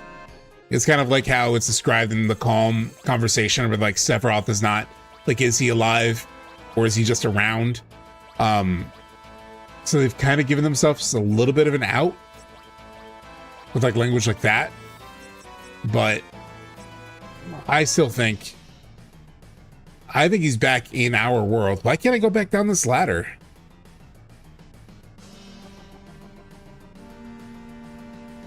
Like, what the hell? Oh yeah, this the menu mod is like it's sort of like remake style. It makes it remake style, which is really nice. I like it a lot. Oh, we got the Galleon Beast. It was so cool that we got to fight the Galleon Beast like as a boss. Like, that was very cool. Like, that is some cool fan service to like let you fight Vincent in his like beast form. But yeah, defeating a giant manifestation of destiny, you would expect something to change. I just think it's good. I think what changes is going to be different than what a lot of people projected, right? Like, a lot of people thought changing fate meant bringing Aerith back to life, or like avoiding her death completely. Why can't I go back down? Chat, how the hell do I go back down at this point? I can't go past this gate.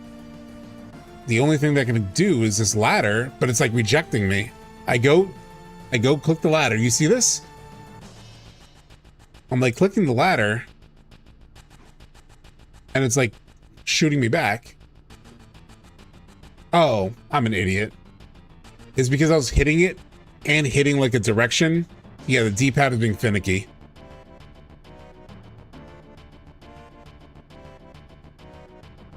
The gears are turning in my head like, is that Galleon Beast? Yeah.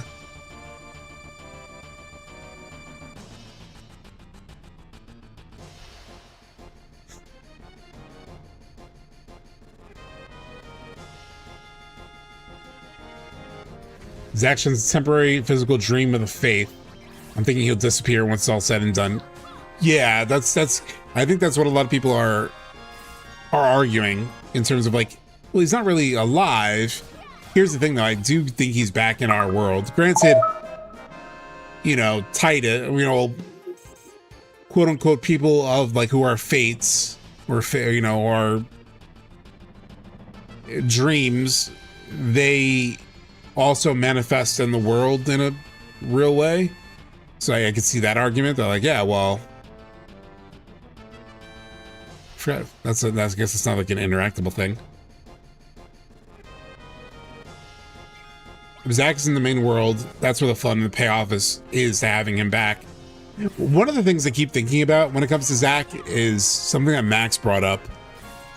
And I think he mentioned it in his own streams, but he definitely mentioned it. He definitely mentioned it against, what was it? Hey, what's up, Word Man? First time in stream, but I love your theory vids. Keep on rocking, dude. Thank you so much. I have to make more videos. I've only made like 2 videos last year. Obviously, I've streamed a lot more, but I need to make more actual videos. I'm working on an Expedition 33 one. That's my next big project. Oh, that's how I get to this ladder. That's right. Is this new threat? No, this is regular. It's modded to hell with like aesthetic mods. It also has a mod called the Shinra Archeology Cut, which has a new translation. So if you know the Shinra Archeology guys at all, it's like Shinra Archeology Department that was on Twitter, now on Blue Sky.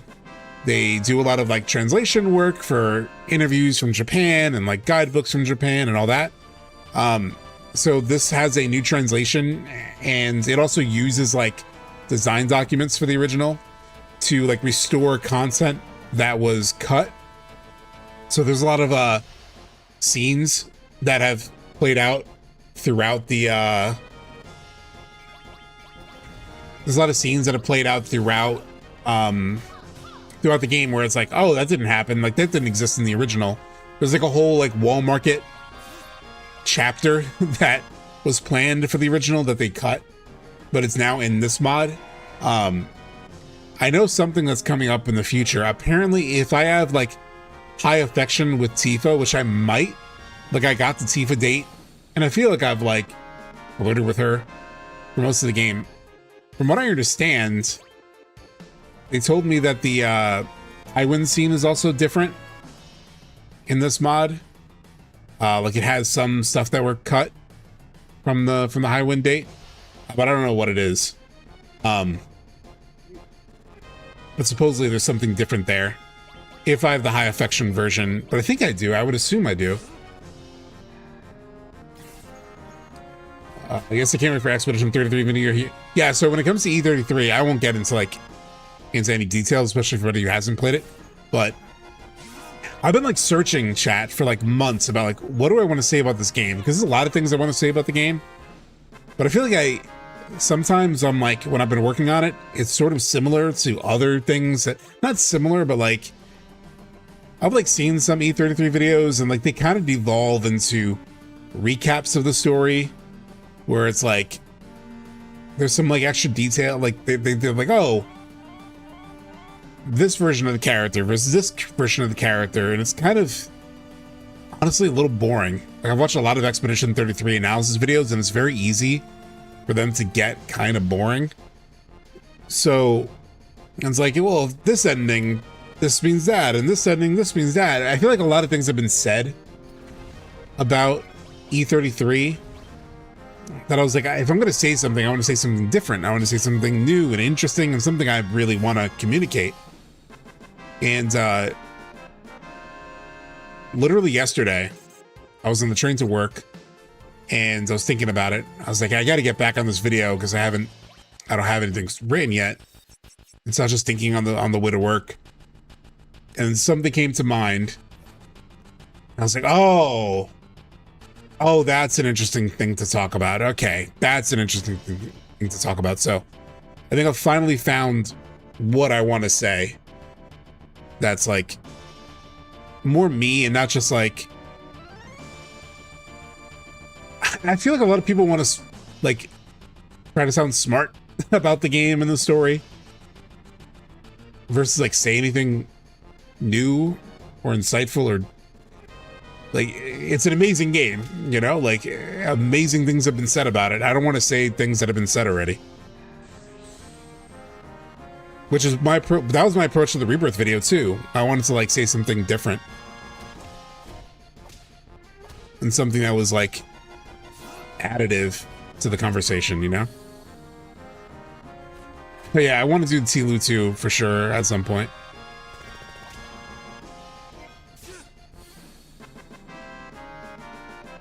I also agree, so many of the E33 video essays cover the same topics. Yeah, most of them. Even the analysis videos feel like they're just regurgitating the plot. Yes, Eric. Instead of analyzing the themes deeply. And some of them do. They're like, you know, when you look at, you know, the theme of the Miles story, and you look at it this way or that way, like they get into stuff and it's like, it makes you think differently about this or that. So, you know, that's good. That does exist. But I feel like the story is kind of as mysterious and weird as it is for a lot of that playthrough, once you reach Act 3, you kind of get it. Once you reach the endings, you kind of get them. And there's some different angles to look at it, but like... Oh, why did I hit something that was covered? I don't know. Long story short, yeah, I do feel like I'm a bit repetitive. They don't really say anything that new, so I was hoping to find something worth making a video about, basically. I don't want to make a video just to make a video. If I wanted to make a video just to make a video, I would have made my E33 video already. And same thing with the Sephiroth video. You know, like, I want to make sure that whenever I do my Sephiroth video, I have something interesting to add, you know? There have been several Sephiroth videos now. And so I want to make sure I'm adding something to the conversation, you know?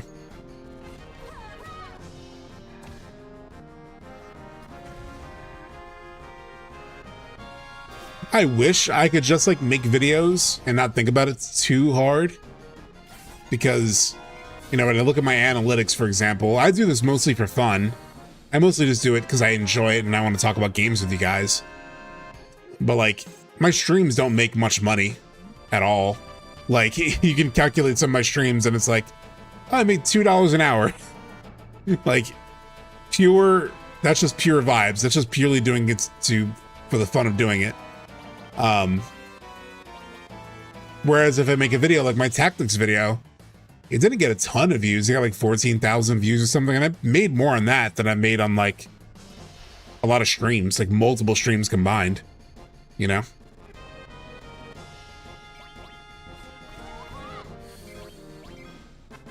I've been replaying 7R on PC lately. Feels a lot easier this time around. Just got done with the behemoth fight and I one and done'd it. Oh, I got you. You're talking about, for a second I thought you were talking about OG. Yeah, remake. Yeah, remake's not very difficult. I mean, did you do that on hard? You said that?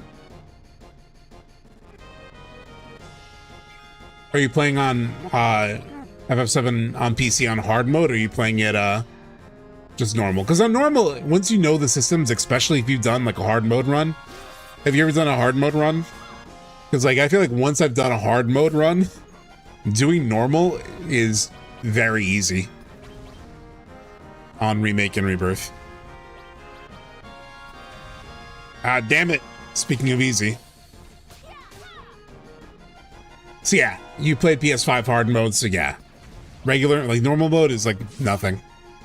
Even Dynamic, there were like a couple fights in Dynamic on my first playthrough of Rebirth that I thought were like, they're kind of hard, they're kind of tough. But for the most part, it wasn't that hard.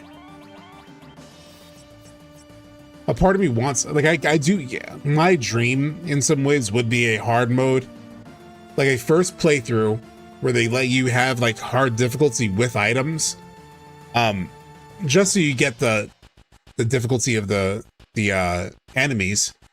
But you can't just do hard mode without items from the jump because you don't have enough materia. You don't have, you know, you do need a playthrough to get the things you need to do hard mode.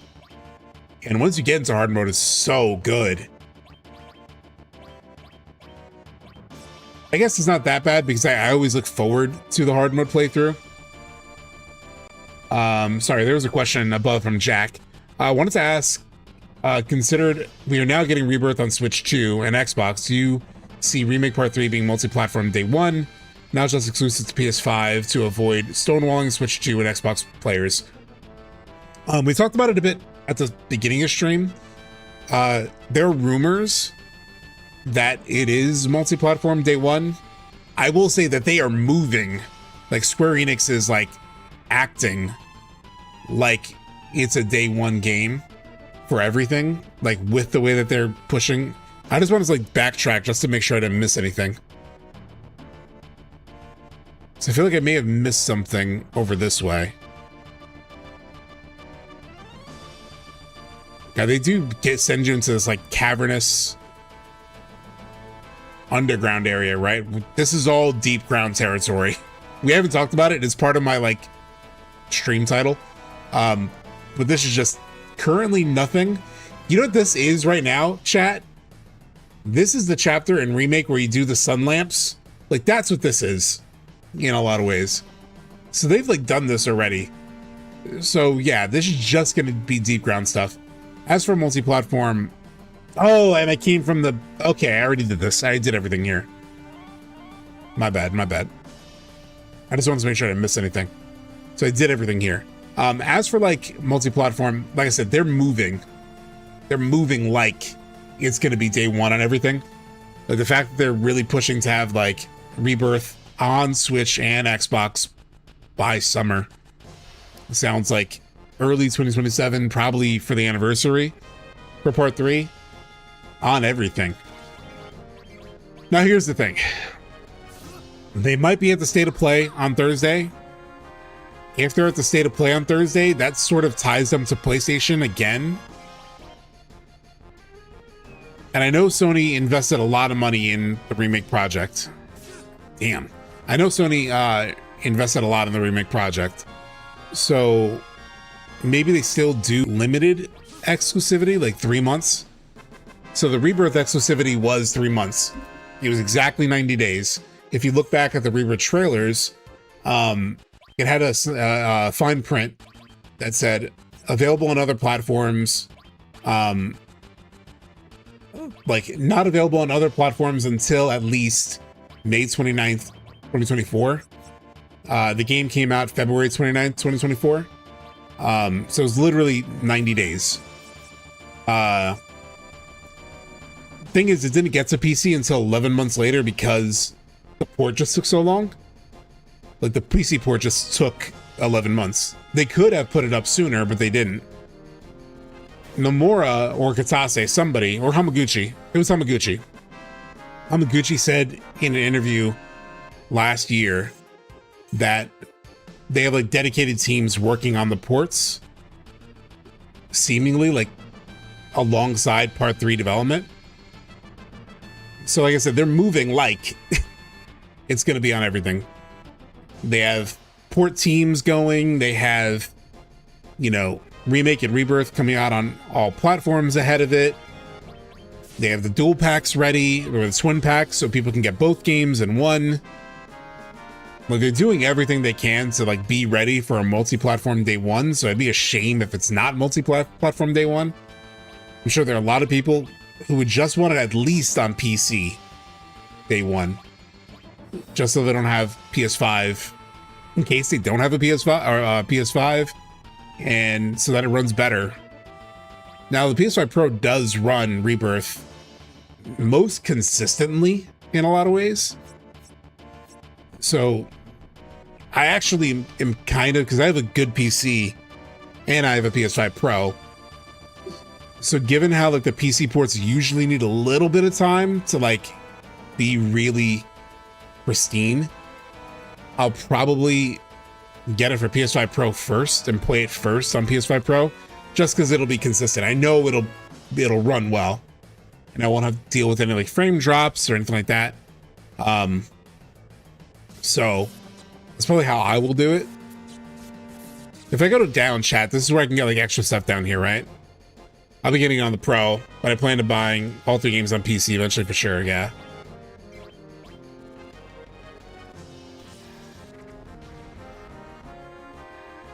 Like, if I get an early copy from Square, I will ask for a PlayStation. And then if it happens to come out on PC day one, I'll just buy it on PC. So I'll get the PS5 version, you know, essentially from Square, but then I'll just buy it for PC.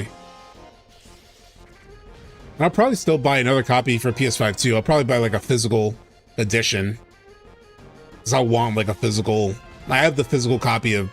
I have the deluxe edition of part 1, the middle one, not the one with the cloud statue. I did get the collectors for Rebirth, which had the Sephiroth statue. I wish I had the. I kind of prefer the cloud bike more than the Sephiroth, if I'm being honest. But you know, when Remake came out, I was like, oh, I don't think I need it. I don't need Cloud on the bike. Where am I going to put it? And then I have serious like regret for not going for it. So when Rebirth came around, I was like, oh, I'll get the statue this time. I'll pay the extra money. I'll get the statue. And it's fine. It's cool. I wish I had the cloud one, though. Can you understand, though, how Switch 2 players would have, who have played through Remake and Rebirth ready for Part 3, would feel stonewalled? Oh, 100%. 100%. Here's the thing, though. If it's going to be on Switch eventually, they have to get it on Switch now. You know, like, if you're a Switch player, would you rather wait for them to port everything in like late 2027, or at least get the first 2 games now, and then maybe you have to wait 3 months, you know? But look, right now, the kind of like the big rumor is that it's gonna be day 1. So I only paid for the Pro, but yeah, I did the same thing. I sold a friend my base PS5, and you know, so I kind of got like a little bit of a discount. I sold them the PS5 at like for less than I could have gotten from GameSpot, or GameStop, because it was, I mean, they're a friend of mine, so I made like $200 on it, maybe 250. And then put that toward the Pro. So I essentially paid like $500 for the Pro. I paid basically the same amount that I paid for the first PS5. Does the Pro come with a disc drive? No. No, you have to get it separately. You have to get this. Hold on.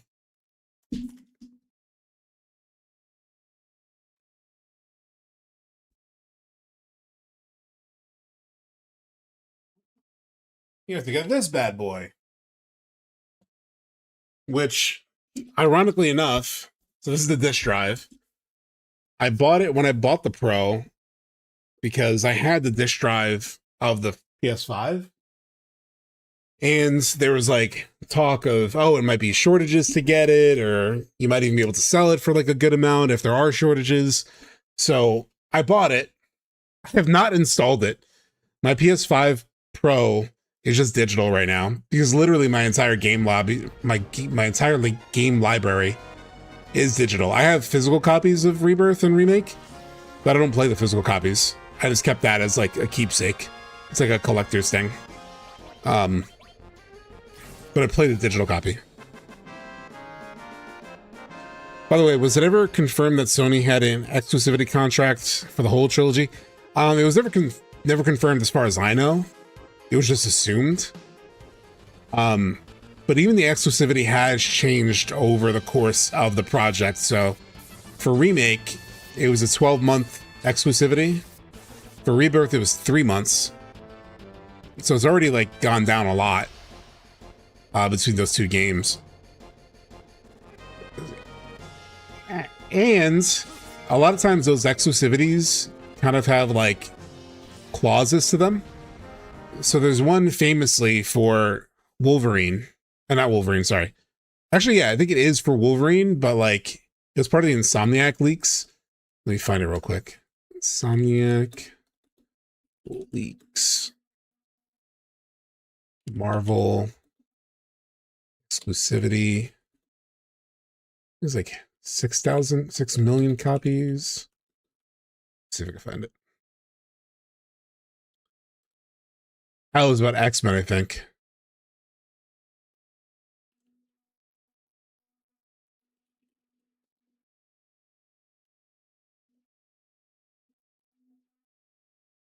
Yeah, here it is.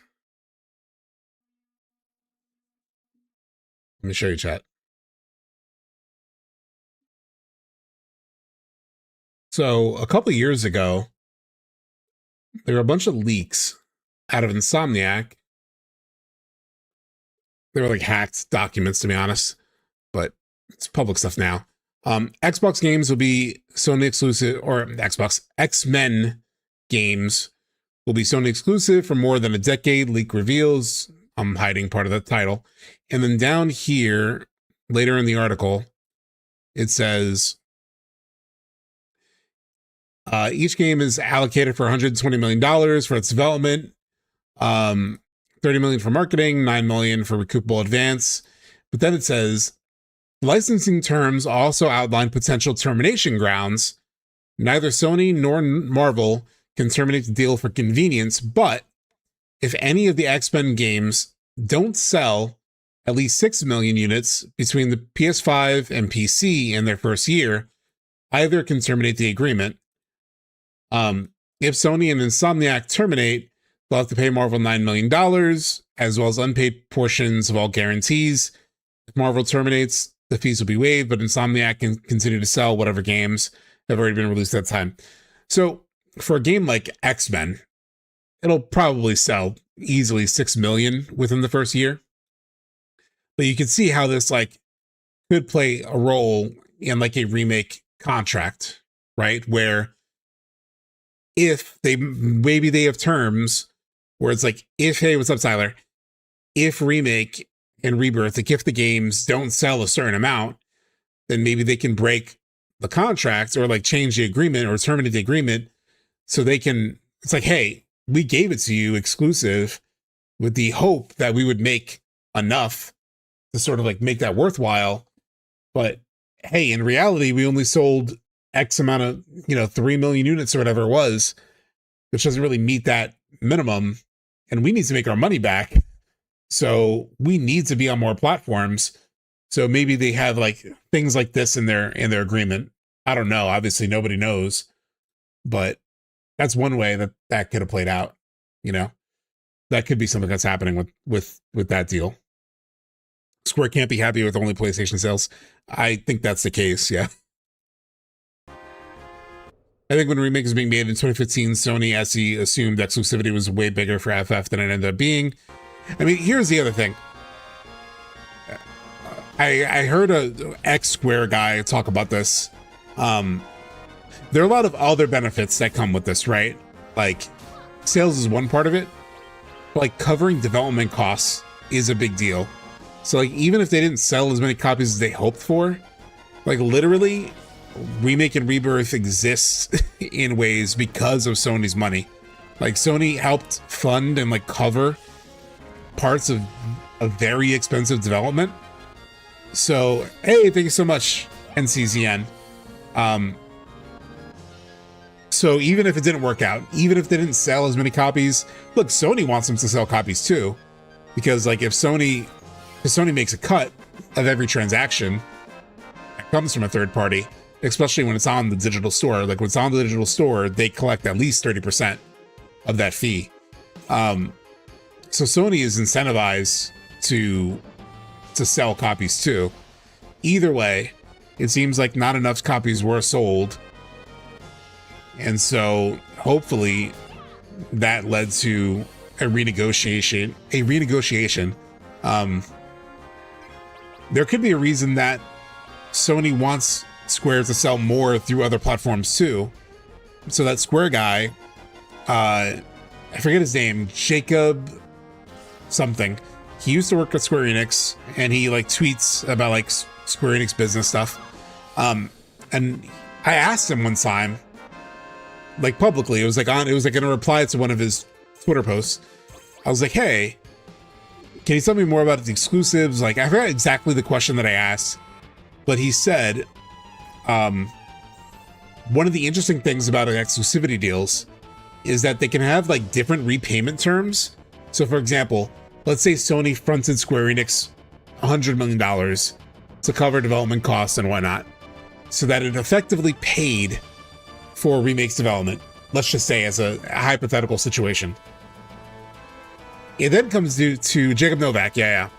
And then he explains there are certain deals, exclusivity deals, where it's like I, publisher, Sony, pay you $100 million that covers your development costs. Now here's the thing, it's kind of like a loan shark. You pay me back first, right? Like, oh, gonna go to bed? Oh, sorry, Sephiroth, they have a headache. Catch up on the VOD? Yeah, all good. I'll see you Sunday, I'm sure. Where then Sony says, hey, you give me money, you make money once I make money. So Sony's like, here, I give you $100 million for development. You have to pay me back that $100 million before you start to like take revenue on the game. That's not every exclusivity deal, but like as he explained it, there are exclusivity deals like that. So there are like things like that too.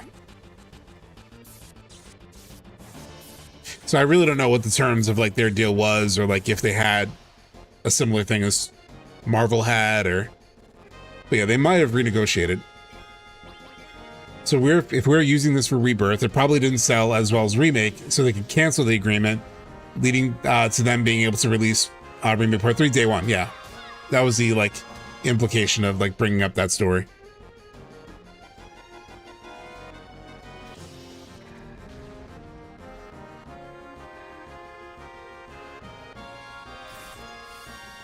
I used to run a video game website in like high school. So I was like very into like all things gaming. Like I know my focus is FF7 on this channel, and there are gonna be other games that we talk about and play, and like I'm playing Nier also for the first time. But I'm very tapped into gaming as a whole. I'm like very into it all the way through. So I know about stories like that too. I'm so curious that they thought Rebirth would sell as any direct sequels outsold the first.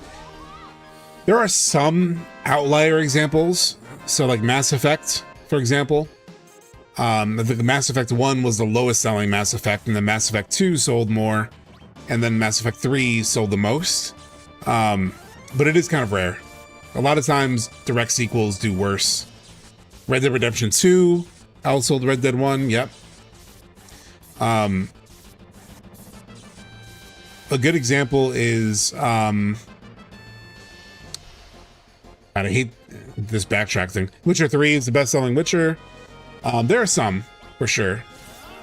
Dark Souls, like Dark Souls 1 and 2 did pretty well, but as far as, from what I understand, like, the first two Dark Souls games didn't sell like crazy in their first couple of years. Like Dark Souls 1 sold like 2-something million. Dark Souls 2 sold like a couple million, and then eventually just kind of took off. I think like Bloodborne was a big part of it. Like eventually it was like a popularization of like the FromSoft games, and now they've all sold like over 10 million, but it took a while.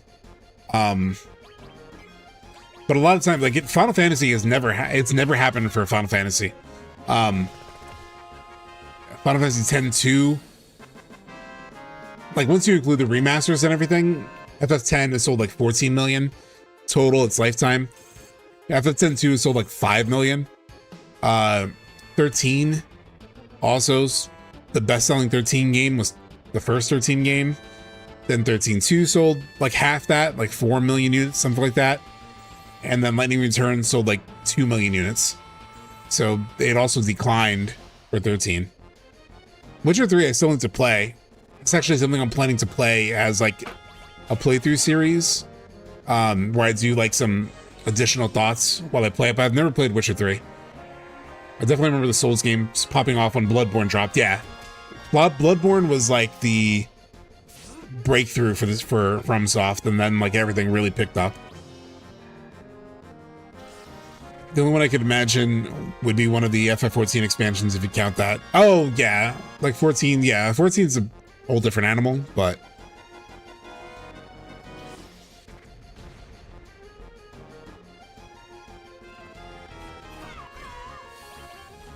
damn, Tifa's kicking ass.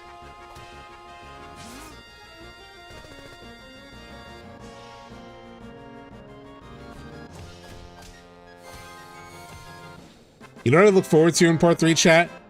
Not this. Not the backtrack in the tunnels. Which is totally optional. I probably didn't need to do this. I'm just so used to backtracking to get these like extra items. It's like a lot of screens. Just a lot of screens to get some energy sources and strength sources. And then what is W item? That's worth it.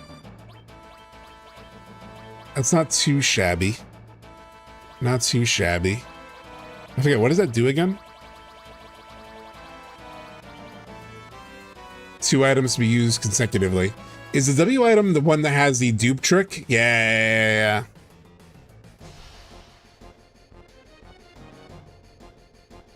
Wonder if we can get to revisit those awesome sewers. We did this run in Remake. We did this like running through the tunnels in Remake. That's actually where it left off in my Switch version. Actually, no, I didn't get there yet. Never mind. I'm still in Chapter 3 on the Switch version of Remake. Sewers. The corkscrew tunnel. Yeah, this is not fun. I cannot wait for this to be replaced with Deep Ground. No more sewer Square Enix, please. I'm just gonna nuke all of them. I'm tired of them.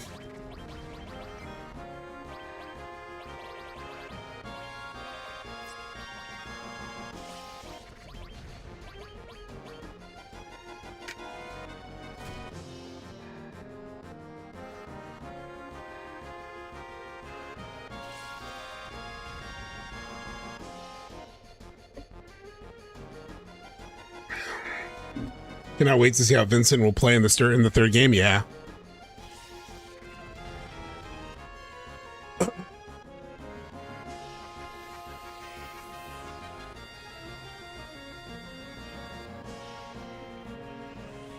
I can't stop thinking about what the scale of Part 3 will be.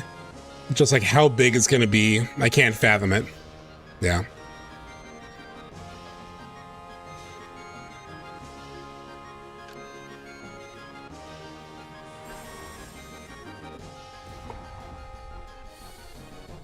I mean, one of my wishes would be like to see more of the upper plate, because we didn't get to see much of it in, you know, Midgar in Part 1.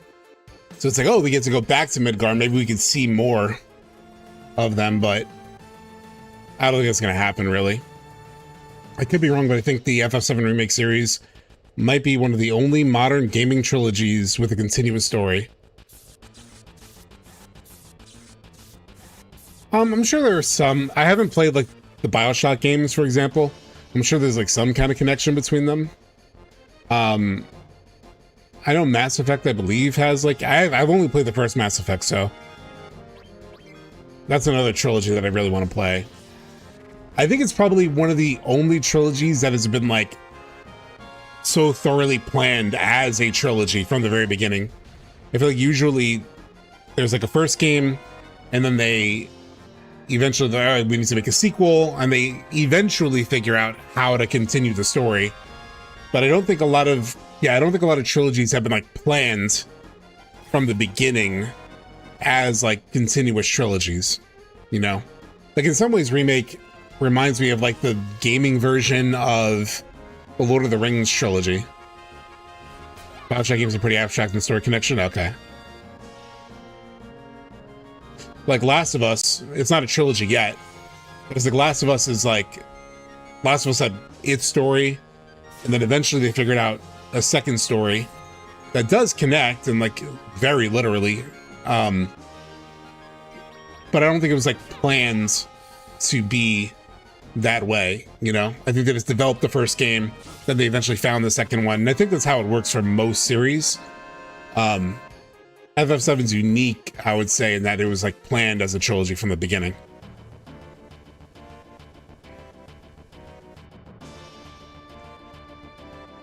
There are a lot of 2-game series. Yeah.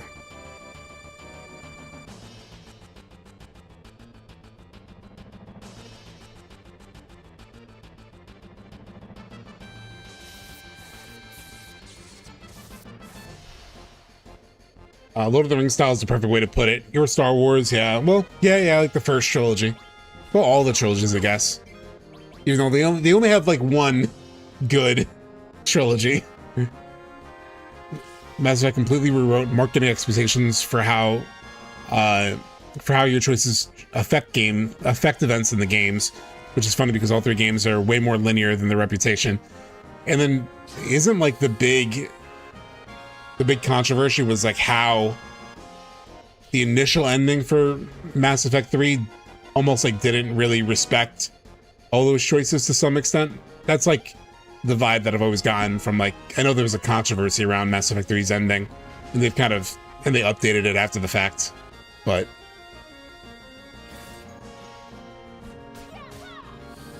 it was always described to me that the third game almost like doesn't really pay off the choice in some way. Like the player agency doesn't matter as much as people thought it would. The last Star Wars trilogy was planned as a trilogy. Yeah, they didn't really have a plan for story-wise. They have like different writers, different directors, you know. They were building it as it went. I think they had like an outline from Lucas, but like Lucas is not a very good writer, so it probably only made loose sense. And then you had different writers, different directors sort of like piecing it together. It just didn't really work.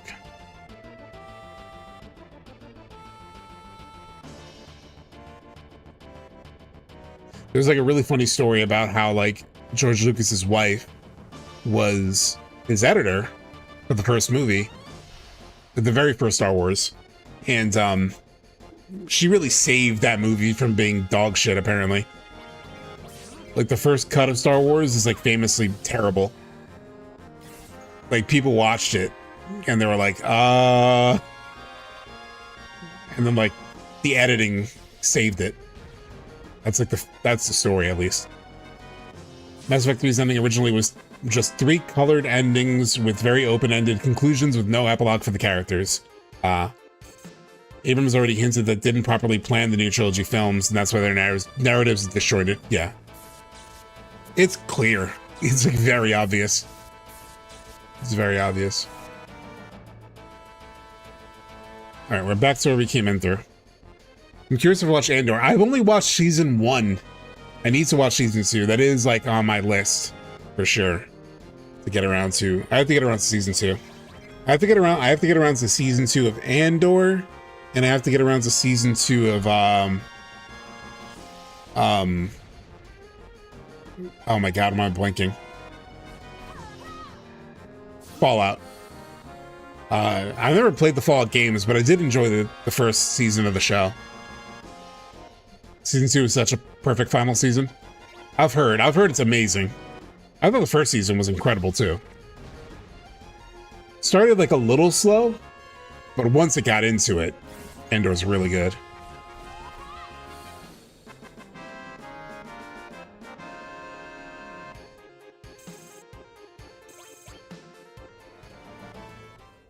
There they are. Here come the Turks. Is Andor season 1 good? It is. It's like a little bit slow at the beginning, like I said, but it gets really good. Watching Andor last year made me angry that we never got Star Wars like that for the longest time. Yeah. Yeah. Andor is like, it explores things, and like a lot of times in the Star Wars series and movies, they like kind of like go over the same territory. And I always wanted them to go into like more, it's like other things going on in the universe. And like Andor is like a good example of like how good that stuff could be, you know, outside of just like the Skywalker stuff and, you know, stuff like that. What do we do now? It's not like anyone care if we ignore our orders.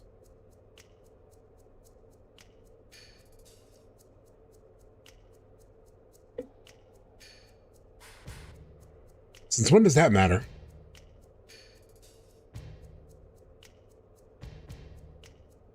We're Turks, remember? Yes, sir. You're right. Right you are. We know. So you're alive. No thanks to you, I never swam so much in my life. Down to business. Can't say I'm really in the mood, but I always love like you reach this point and they're like, we're not really in the mood. They like it's like here. I feel like a lot of us were probably feeling the same way. It's like I do not want to fight them. I like the Turks, you know? Instructions are clear. Seek and destroy. Sure, the company's in turmoil, but an order is an order. And nothing's more important than completing the mission. Get ready for a true Turks beatdown.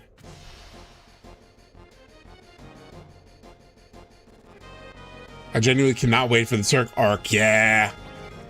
That may have been, I did complain about how in Rebirth, like in the temple, actually, like chapter 12 and 13, I kind of complained how there were all, did I not have the options to not fight them? Did I accidentally like click to fight them? I didn't mean to fight them. Shit. Chat, do you remember? I was like caught up talking to you guys. I think I may have like, did I have the options to not fight? Because I know you're not, I know you do have the option. I think you need to fight them in the Gelnica to sort of like not fight them. But I can't remember now. Shit, did I accidentally start the fight and not realize it? No, I didn't do the Corneo side quests. I didn't do Wutai yet. So that's what unlocks it, is the Wutai. Oh, okay. Yeah, I forgot to do Wutai. Shit. I'm just healing Rude right now with the fire. Damn, I got so locked into the story, I forgot to go do Wutai. Damn it.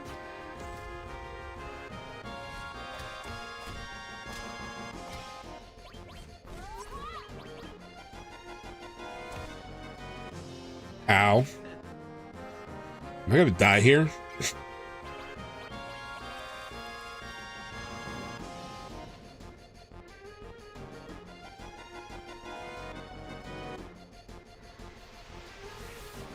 Don't charm her. Don't charm her. Oh, no.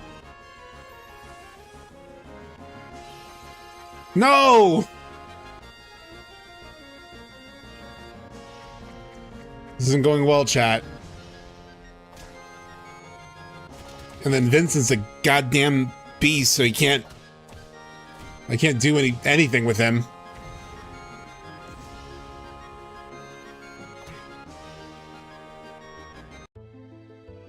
That went well. Whoopsie. I wasn't paying as much attention in that fight as I should have. I gotta run all the way back. All right, I'm escaping fights if I can.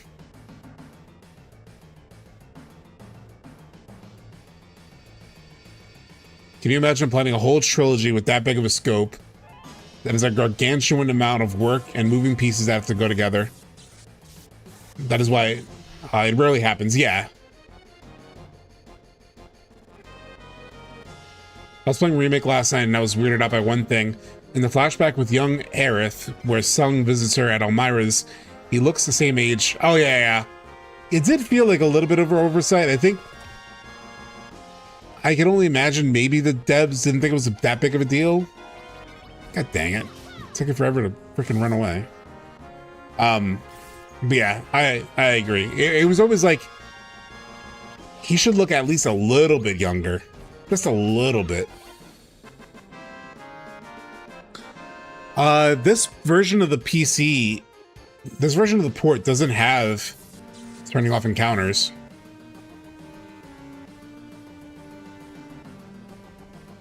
So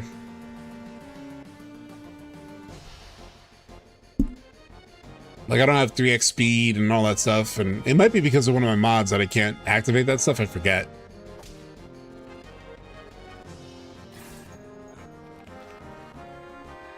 L3 in circle. That did nothing. I do think the mods that I have apparently did deactivate them for some reason. I forget exactly what. Yeah, I don't have any.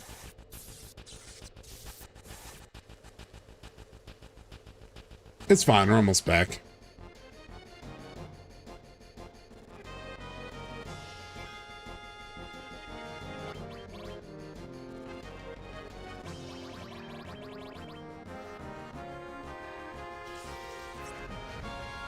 Come on, just run.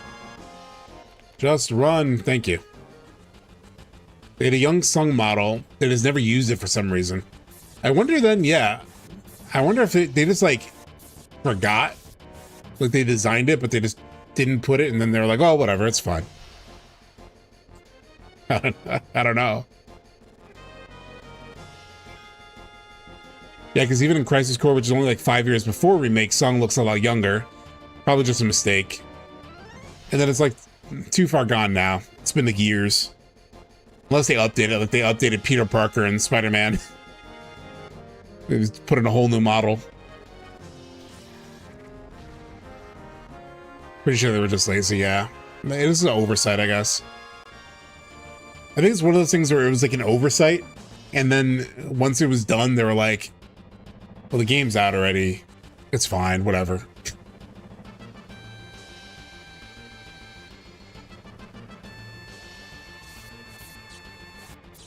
This is the original PC version. And you can always still play it as long as you bought it while it was available. Obviously, this is modded to hell, you know.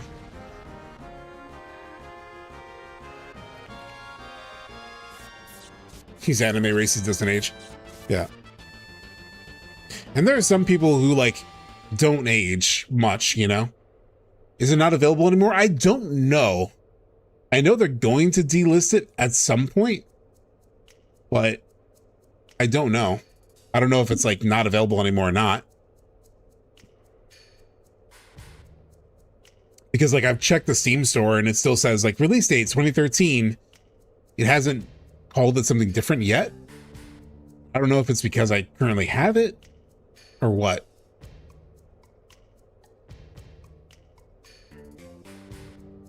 Like they put out that blog post about the new version and they just never really clarified when exactly it was going to happen.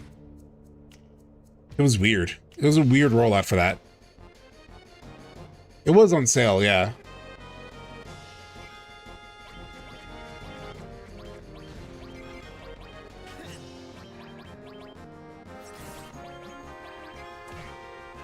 No, I don't want to do that. Oh shit, he's dead.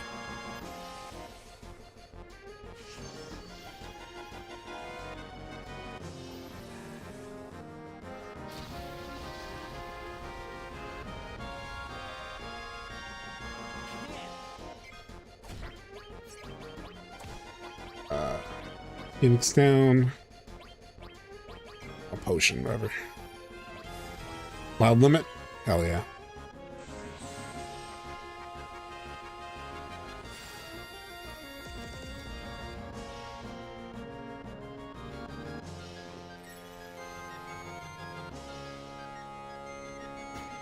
Don't kill him. Shit, I need him alive. Damn it.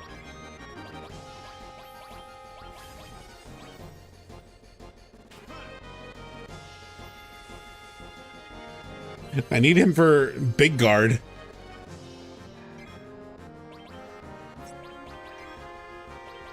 Here we go. Mighty Guard. Oh god, don't give Mighty Guard to them. Okay, he didn't get charmed. But he did take 2,000 damage. Jesus. Since we're here, I think you will fight the Turks canon in part 3, since the Wutai arc will be in the main narrative. I don't want him to... Yeah, I think you'll, like, come to a truce with them eventually, you know?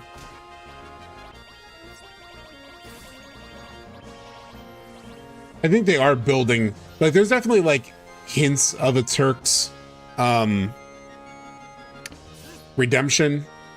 Like they kind of like hinted in Remake Part 1 where they show like Reno and Rude sort of wondering if they're like, you know, is it good that we did this? You know, should we have done the attack on the plate? So they're having like a little bit of a moral. Obviously Sung sort of like says like, yeah, somebody else would have done it. Does that help soothe your conscience? And Reno's like, no, not really. So they, you know, I think we'll see an arc for them where they eventually change their minds. Maybe it would be in Wutai. You know, it would make sense for them to have that change of heart in Wutai. They were kind of good guys in AC, yeah. Or at least they were like friendly, you know? They weren't like outright aggressors. But they could do something like maybe within the Wutai War, something happens within the Wutai War that gets them to sort of like disobey Shinra at the very least, if not, you know, turn against them. The moment Rude moves the helicopter to make sure Tifa doesn't get hurt was such an awesome reference. Yeah, his like crush on her. Yeah. If AC isn't happening after part 3, do you think Rufus will die?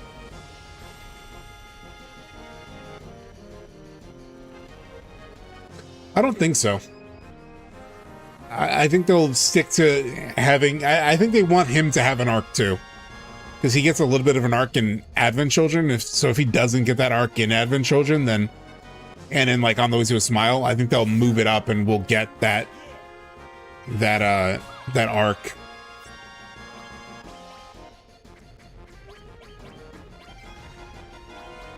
I think we'll get that arc in part 3. Rude will also not target Tifa. Like, yeah. He did attack her in or maybe Aerith. Maybe it was Aerith. I remember there was somebody that he wouldn't attack in Remake that he does attack in Rebirth. I forget who it was exactly. But he does attack somebody. FF7 OG is not available in Japan. That's kind of weird.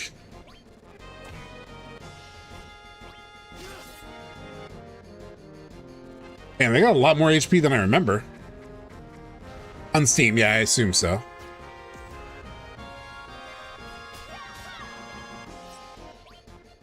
Reno, that's enough for one day. Okay, well, the rest of you gotta go. Oh, you're all going now? You're all done? You're all done? Okay. Rude doesn't attack both girls directly. Yeah, not in Remake. I feel like he did attack one of them in Rebirth, like in the temple. I remember he did. Because I remember he killed me. It might have been Aerith. I'm not sure. I think it's because there's Ludo narrative to how we see Turks in the OG versus how they were meant to be portrayed. Remake seems to want to rectify that by showing the Turks regret the Platefall. For sure, Ludo narrative distance. Yeah, I know what that is. I also think you get a sense of it here too, right? Like literally in this scene, if you do the Wutai portion with them, you can choose to like have basically a truce with them. You know, you don't have to fight them. Their comic relief in the OG too. I never thought it was out of character. Yeah. Somebody should create a mod for Vincent's LB limb break that he's actually grows into larger forms. Yeah. In Rebirth, he does it right from the mines. Aerith even calls him out. Yeah, that's what it was.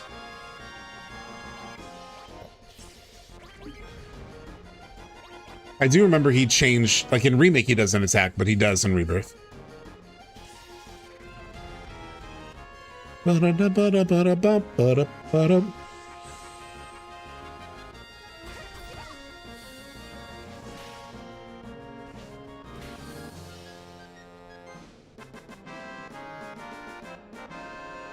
Random question pops in my head. What's your biggest worry about part 3? Probably a few. Probably the biggest worry, that's like the most likely worry for me, is pacing. Like just in terms of like how much they have left. Like they have a lot of content left. They have the entire disc 2. Technically you could say the entire disc 3, but really disc 3 is like a dungeon and like optional stuff, so it's fine. They just have like a lot of content left. And so like how's doing justice to all of the moments is what I'm maybe worried about. Especially like how they integrate like the Wutai War, because like here's something that I've been like thinking about a lot. I know a lot of creators have been talking about this, is like how they handle the Wutai War, because Wutai and Shinra going out of war makes a lot of sense. The question is, once Meteor gets summoned, are these two countries still like going to be caught up in that war? Like now they have a real existential threat coming down on them that they're facing. So like, in some ways, you almost have to do the Wutai War before Meteor, but then Meteor should sort of happen early because it should happen with Northern Crater, which should happen early. So there's like the ordering of things is like a question that I have. And then, you know, making sure that there is some kind of payoff to what Remake sets up in terms of like changing fate. I personally don't need characters to come back to life. I don't need Aerith to come back to life. I don't need Zack to come back to life. You know, I made a video talking about that. It's fine, like, if their story goes and, like, they, you know, rekindle the live stream and the way it's supposed to work and then they go away, that's fine. But there needs to be some change that betters the conditions of the world. So basically, so that Sephiroth and Jenova are gone. Because otherwise the world just seems like sort of eternally doomed with the way that they've set up Sephiroth and Jenova and how they can come back. At the very least, Jenova is always a threat until she's gone. You know, like, even if we get rid of Sephiroth and our entire party dies away in 200 years or 1,000 years, whatever, like, Jenova can then corrupt some other you know, civilization that rises up. So they need to get rid of Jenova somehow. And in doing that, you then sort of like change the fate of the planet, and you successfully pay off Remake in some way. But I'm open to how they pay off Remake, but I think they need to pay it off, you know? Even those Meteor come in, you know. Oh, when does that come in? Yeah, we talked about that earlier. Yeah. With the compilation in effect, the post-Midgar stuff will contain more story, I think. In a perfect world for me, part 3 would lead into 10-3. It can't be a red herring, yeah. Honestly, my biggest fear is part 3 leading into Advent Children. It would just be a bit of a bummer, right? That it's like, we thought we were heading, like, we thought we were like, when they set up new story, it's like, oh, there's so much, now I get to experience new resolutions in a way. And so if the only endpoint is like the story that I already know, it just feels like a little bit of a downer, right? It's like, oh, so the next thing that happens, the thing that happens in the future is the thing I already know. It's kind of like, okay. Sure. Now it's like I have new ways to look at Sephiroth and the characters, and that's nice, but this doesn't feel like, it feels like Remake went so hard at it that it needs some kind of payoff to it, you know? I'll be happy no matter what, because I'm just happy to be back in this world, these characters, but I will be a little bummed if Aerith or Zack come back, frankly, but it is what it is. Yeah, I can't imagine them coming back, because them coming back doesn't feel like the story, you know, like the themes. I guess I have to go the other way. Like the theme of life and death sort of goes away if they just come back. So I still think you need that. And that was the big thing about the Gi story. Like, I felt like the Gi story brought to life that, you know, like the Gi story is all about the cycle of life and death and reinforcing the importance of death. Like, literally the Gi are like, we want to die. We need to die. It's like, it's against nature for us to stay alive. So yeah. Oh my god. Yeah, I'm not a multiple endings person. Not a multiple endings person. I'm right there with you. No. This isn't the way to the Sister Ray. Alright, but I need to save, so.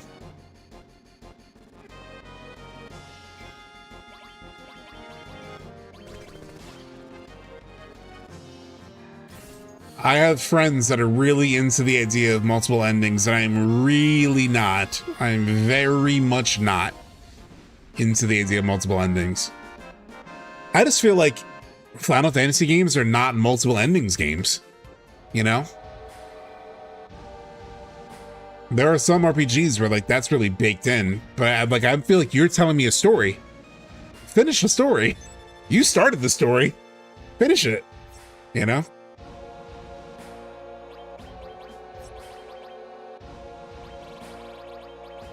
Don't tell me to pick. I don't want to pick.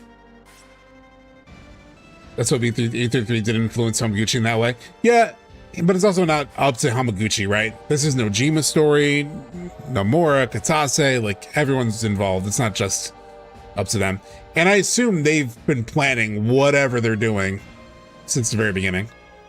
I thought someone said this or mentioned it as a possibility, but what if Sephiroth promises this new world to Cloud with a caveat that Aerith can come back to life, where he can choose to save the world, perma-kill Sephiroth, but will also perma-kill Aerith. Yeah, I kind of talk about that in my video. Not that exact idea, but essentially the idea of like Cloud having to choose to sort of like let Aerith go. Like he could have her back, but he has to make the choice to let her go because if he accepts the offer, it's not good for the world. And so he has to choose to like not choose, make that choice. It's like, I think that could be powerful. Yeah, like making him sort of like make that choice and then come to terms with it. It'd be like a very active version of what he goes through in AC. Especially with the devs confirming that there will be a satisfying conclusion or something like that. That's the one thing that gives me a question, right? Is like the whole thing about like wanting to make the characters happy is the thing that makes me go, oh, are they planning some kind of revival then? Because that's kind of how you would make a lot of people happy. Where the hell am I supposed to go? But I personally don't want people to just come back to life. Oh, thank you so much, Celestial Skies.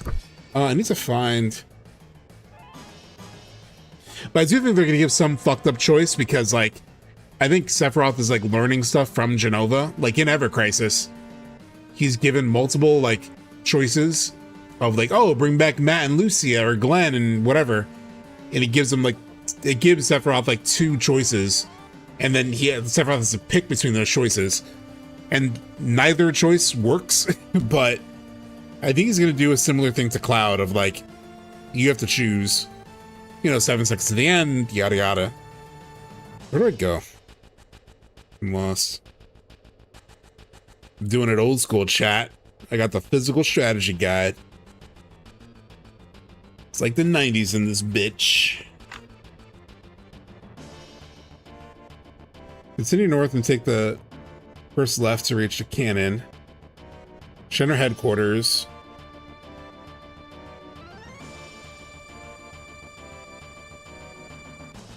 Continue north and take the first left to reach the cannon. Or you can take the second left, which is like Shinra headquarters. That's where I was. This path enables you to get Kate's ultimate weapon in floor 64 and the glow lance in floor 63. And the two weapons from the gift shop.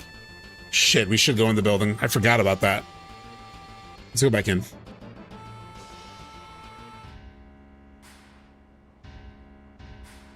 I'm completely fine with the dream worlds, but I think reviving a character is something. I agree. I'm fine with like the dream worlds presenting the possibility of like you could, but ultimately you shouldn't, you know?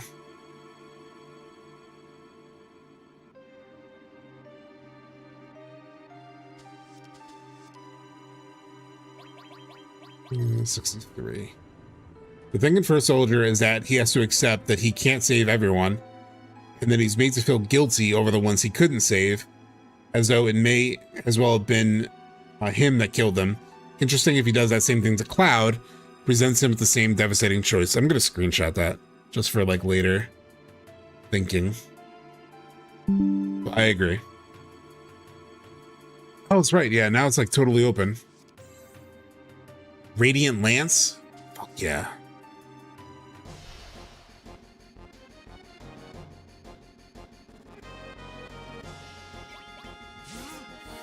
my brain isn't functioning super well, but I'm following you on that for sure. Credit that comment. I will. I always like credit. I've thought of each world in Remake Rebirth as the little areas that Tifa shows Cloud in live stream. Does that make sense? I've thought of each world in Remake Rebirth as the little areas. Oh yeah. Because like right now, when we did the sorry, it's been a long day, so I'm not like sometimes taking in comments super. My brain's not working. It's 11 o'clock. But yeah, I agree. It's because in the live stream sequence in the live stream portion of Rebirth, it's not really a live stream sequence. You just like see these like you see like the little memories in like live stream form, but it's very much like in like a live stream ocean sort of thing.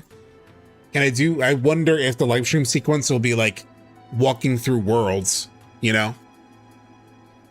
Like you're walking through like actual worlds. Which you kind of do in the live stream sequence in the OG. You like walk into a real Nibelheim. You walk into they're all Nibelheim. But you walk into like the entrance of Nibelheim. You walk into the water tower. And you're like physically there at the water tower. You go to Tifa's house and you're like in her room. You know, it's not just like a live stream version of it. It's like the real thing. So yeah, I could see that. They're like kind of the Zack worlds basically, but with Tifa.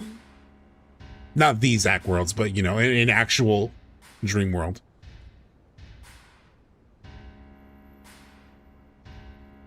Safe.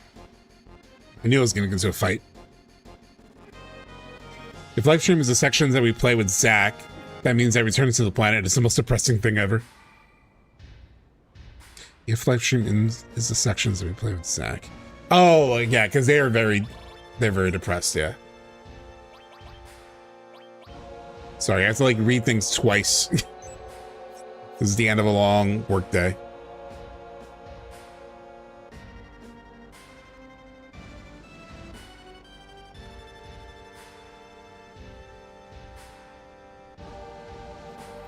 Chat, I'm hungry and I can't stop thinking about pizza. I can barely keep my eyes open. Can you, or you're actually tired? We'll finish Midgar for sure. A lot in the back of my head this entire time is like, do I take this all the way through to like the start of this 3? Or do I just stop after? Because there's not much after the Midgar. It's pretty much, you know, the whole party going and doing their thing, and there's the Highwind scene. And that's it, really, right? And then this 3.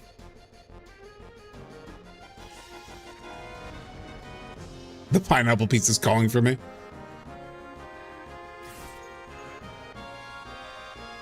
Emerald weapon. We fought all the weapons. I mean, not the yeah, that's like those are the optional. We're not gonna do that, not tonight.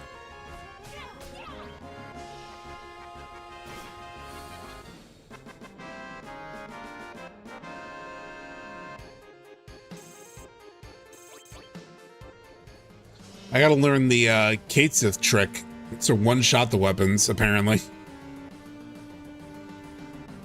Oh, the gold juggable farming. Gold juggable farming is easy now. This is one of the ways that Midgar looks different when you go back to Midgar. There's all this like construction because they did all this like development for the sister ray. I forget, if I go down, does that trigger the fight? No, okay. That triggers a fight. No way.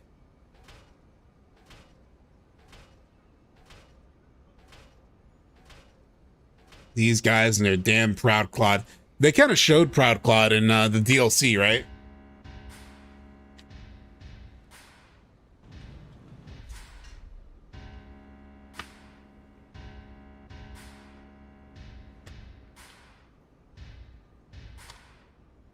We're just checking what happens after this. Yeah, so you fight Hojo. And then, yeah, it's just a crater. Technically. Oh yeah, you do fight like a early version of it. But also in the DLC, when you're running around with Yuffie, isn't there like there's like a Proud Clod? Like through a window that you see? Yeah, you see the big one. I'm just skipping through their dialogue, my bad. You're hardly a deserving audience, but greatness has to be unveiled sometime. Gah ha ha ha ha. That's probably what they said. They mostly said gah ha ha ha ha and kya ha ha. Behold the destructive power of pride and joy. Her and her mechs. It actually, well, one thing I will say is like they definitely like set up her and this whole like mech thing. There's like way more of it here.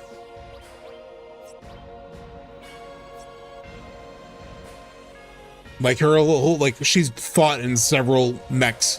She fought you in a mech in the DLC. She fought you in a mech in Rebirth. They've set up a lot of the mechs. These mods are incredible. They are really good. They're all in the description of my YouTube, because I know you're on YouTube. If you go into the description of the stream, I have a list of all the mods, so you can get them yourself. Yeah. And they're all in the 7th Heaven mod manager.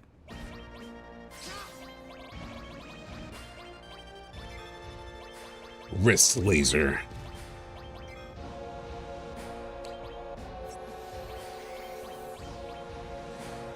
An out there theory I had was we steal mechs from Junon to fight weapons. That's kind of fun, Shaq, man. Holy shit.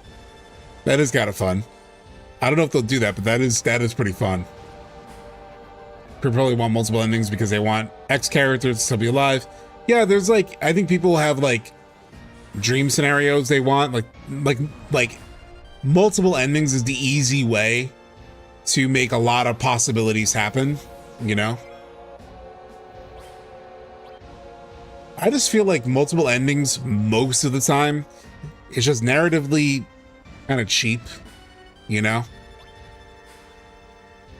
And then I just end up picking all the watching all the endings, and then I pick whichever one I personally like more, and it's just not satisfying to me.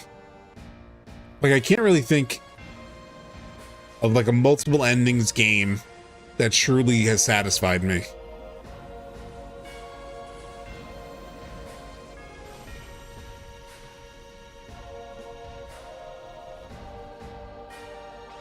Like in some games, it makes a lot of sense. Like the Telltale games, it makes sense to have multiple endings because it's really about the role play, right? It's really about like the choice that you make. So in like the Telltale games, it makes sense. But outside of that, I really struggle to think of one that I really enjoy. Dragon Age Origins, I've never played that, but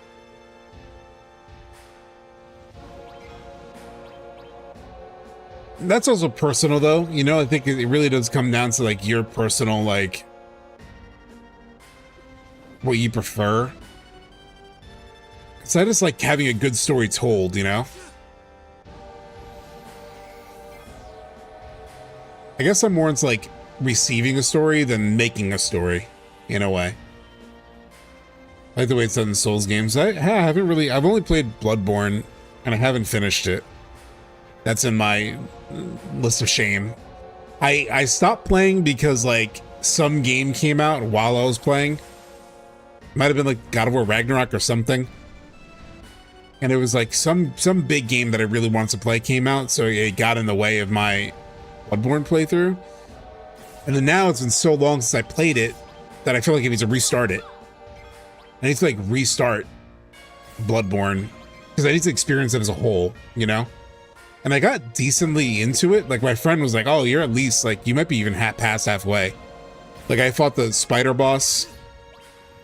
Was it the last big boss that I remember fighting? Yeah.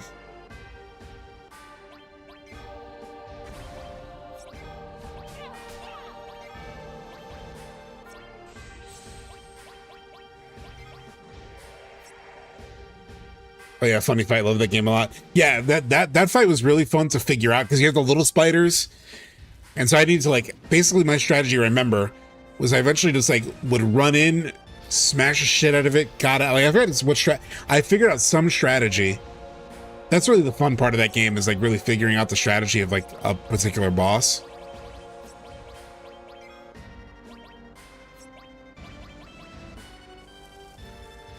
The problem with multiple endings too is the competitive discourse around them. Yeah, it's like my ending is better than yours. It's part of what I don't like about the, you know, shipping debates that happen. It's like, and I don't want to get into it, but it's like, yeah, my ending is more canon, or like my relationship is more canon, or whatever. And when it's literally a gameplay mechanic in the game, so it's like it seems like the developers are really just leaving it be to the player. But you know, people want to, so I'm afraid of having the same thing as like the entire fan base having the same sort of like war as like the shipping community, where it's like this ending is better than that ending because I think it's better because of this or that. I think this ending's more canon. Like I'm afraid of like having that. Like we have enough of that with like all the shipping stuff. I don't want that with the whole story, you know? Shipping makes my brain hurt? Yeah.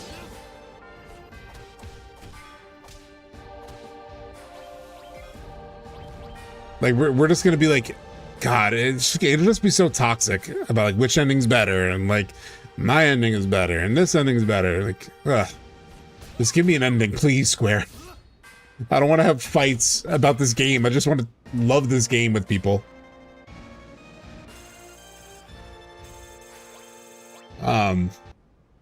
Can you imagine if Lord of the Rings ended with you deciding for yourself if Aragorn becomes king? Yeah. Impossible. Our pride and joy.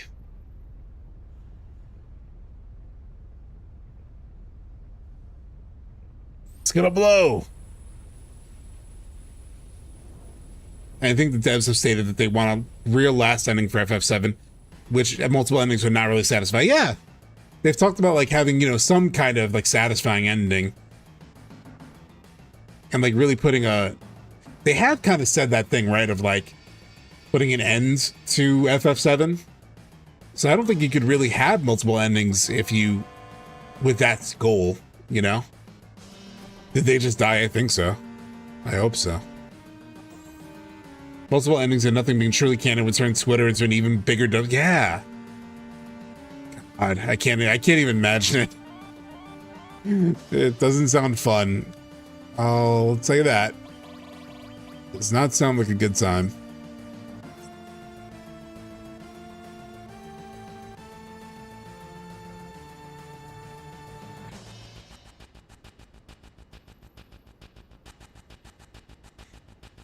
Oh, Katesith. This way, Cloud! Well, Katesith is here. I know people were talking about that when we were talking about who's going to be in the Hojo scene. Apparently, the English translation, the only translation different from the Japanese, and other languages are accurate. The English translators are allegedly biased. Aerith. I've heard those, you know, allegations. I mean, I can't really comment on that. I haven't dug into it too much. The thing is, like, they change stuff that like doesn't really have to do with anything, right? Like, so one of the craziest like localization difference, like, okay, so here are a couple of localization differences.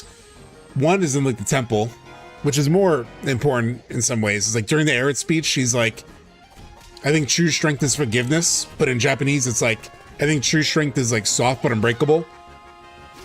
Like, that isn't a change that really favors either ship or whatever. At least I can't read it that way. I don't see how it reflects that. But it's like, it's a change that doesn't really make sense. Like, they changed it from soft but unbreakable, like strength is soft but unbreakable, to strength is forgiveness. Those sound like very different concepts. I'm like, so what is it? I don't know. It was kind of a weird one. Probably the craziest one that's kind of fun to me. There's this line in the English battle dialogue where Cloud says, it's in the fight with Jenova, and it's like, you've done it before, you can do it again. And you can like interpret that many ways, right? Like it could be he's remembering that he's like done all of this before, and so he can do it again. Or it could be that he's fighting a form of Jenova for the third time. So he's like saying to himself, you've beaten this thing before, you could do it again. It doesn't have to be like a sequel meta or anything. But the craziest thing is the Japanese, the only thing that battle dialogue says is, I won't lose. All it says is, I won't lose. But like in the localization, it's like, you've done it before, you can do it again. Which sounds very meta, or could be taken very meta, but it's like way simpler in Japanese. It's weird. I'm trying to bring it up. Oh, here it is.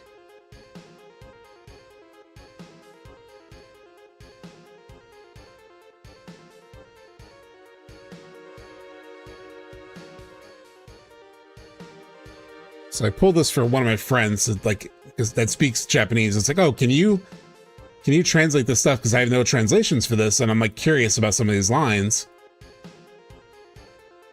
And so the first one is this one that we were just talking about. So I can bring this over.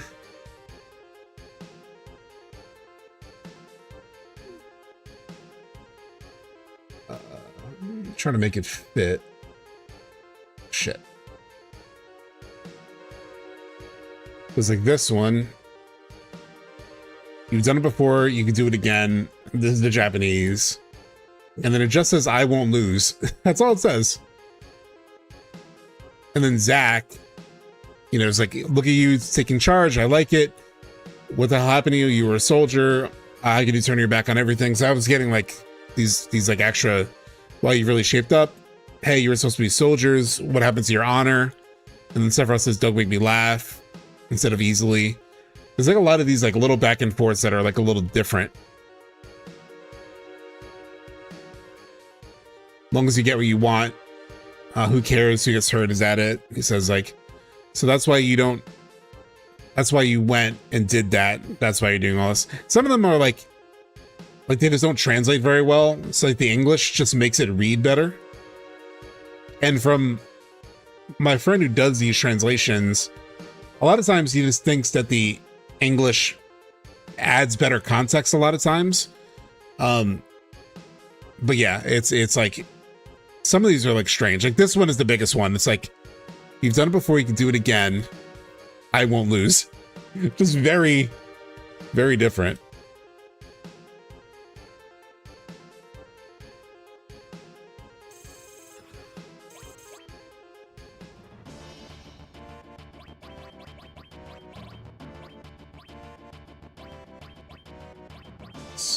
Let's heal.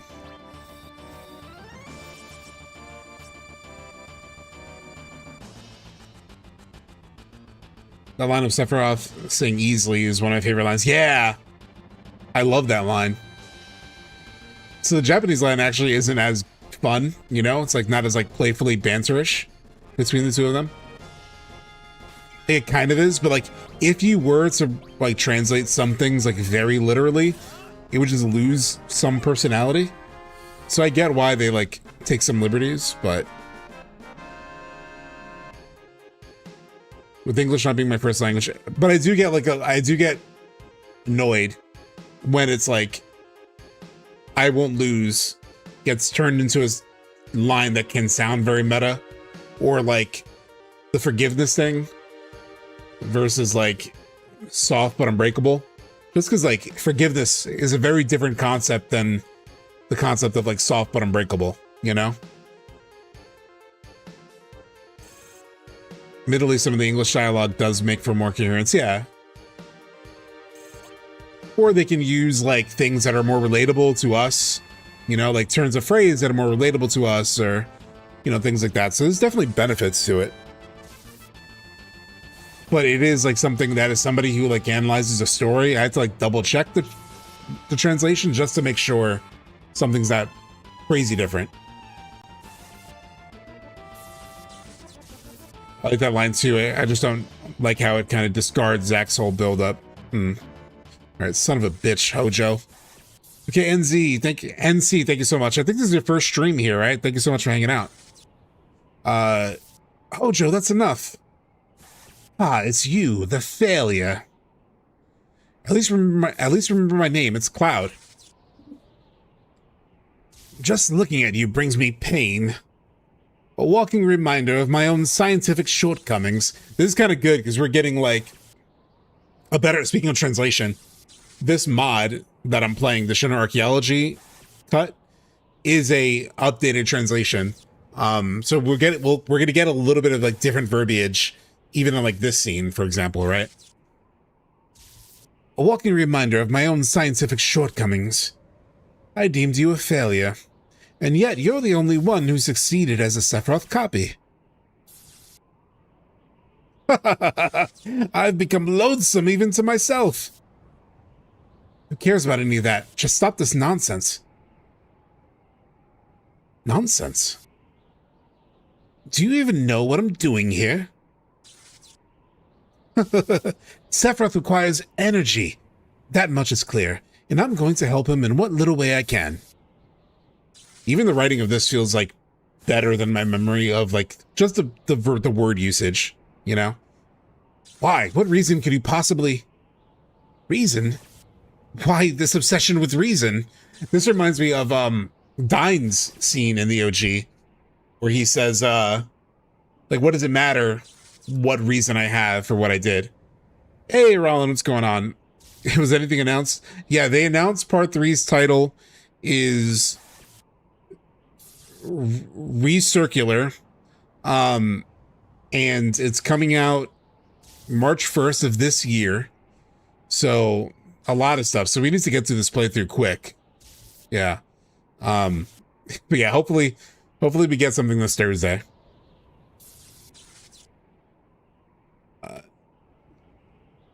Rerolled is better. Rerolled is better.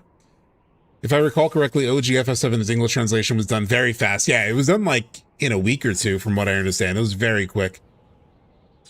That's my birthday on the 1st. Really? Nice. Happy birthday. Well, early birthday. Yeah, but they did do it pretty quick originally with the subtitle Staircase. Actually, perhaps you'd have made a decent scientist. What's the energy level at? Only 83%. This is taking too long. My son requires power. There's your reason. Happy? Ooh, I like that. This exchange reads better than whatever it was in the original. Like the original localization, like the whole thing of like, what reason? It's like, why does reason matter? Well, my son requires power. There's your reason. I don't remember it reading like this in the original localization. This is nice. This is nice writing. Yeah. Your son?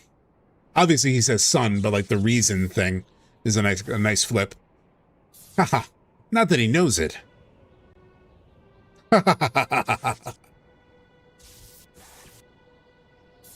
Dear God, that drop the first time I played floored me. Yeah, the sun thing the very first time.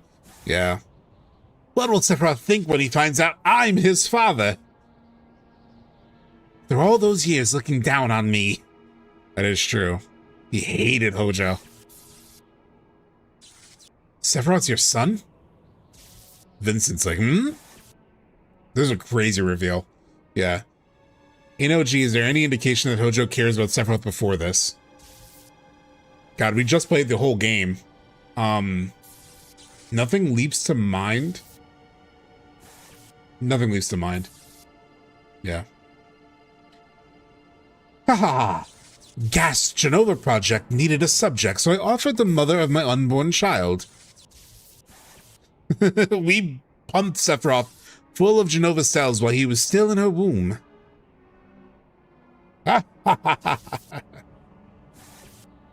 You vile. So then all of this, just a way to make up for what you did to Sephiroth? Vincent has one of my favorite lines in the original localization when he replies here. I forgot exactly what it was, but it was very good. I'm curious how it reads here. I'm merely stating my curiosity as a scientist. Had it all wrong. The foul wretch who should have slept was you, Hojo. Hojo created designer, baby. Yeah. I'm afraid to succumb to my scientific appetite, which they've done a lot more of this, right? They've like set up a lot more of like, Hojo's still experimenting. He does, oh, I wonder if Roche will be involved here in some way, because he's still messing with Roche. Like he collected Roche and took Roche. Roche is probably not here, but there's probably some scene in the Return to Midgar maybe, where we have to deal with whatever he's turned Roche into. And then that'll be like a little bit of a foreshadowing for all the shape-shifting and weird shit that Hojo does here. Like Hojo's been tinkering, right? Like he made, or Chadley, yeah, where he had the little Genova organism that he like used on Roche before the Nibelheim thing.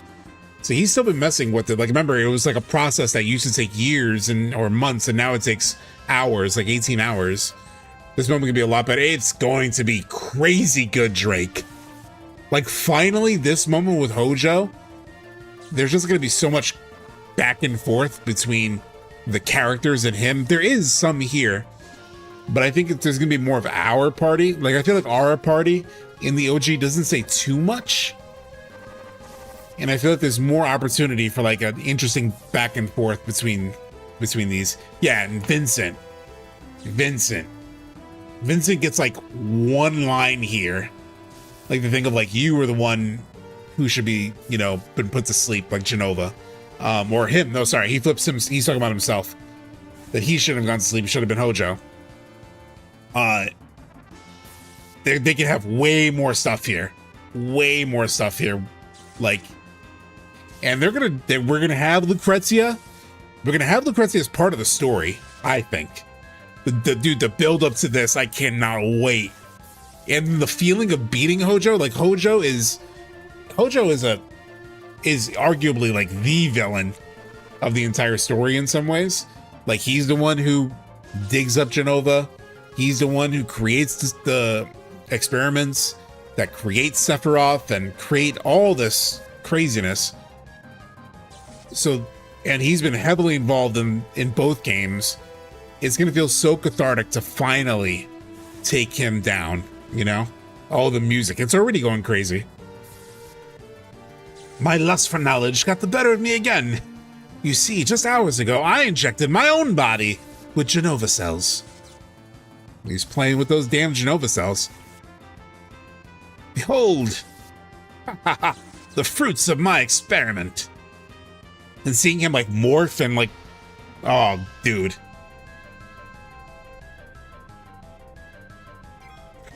Ha ha ha.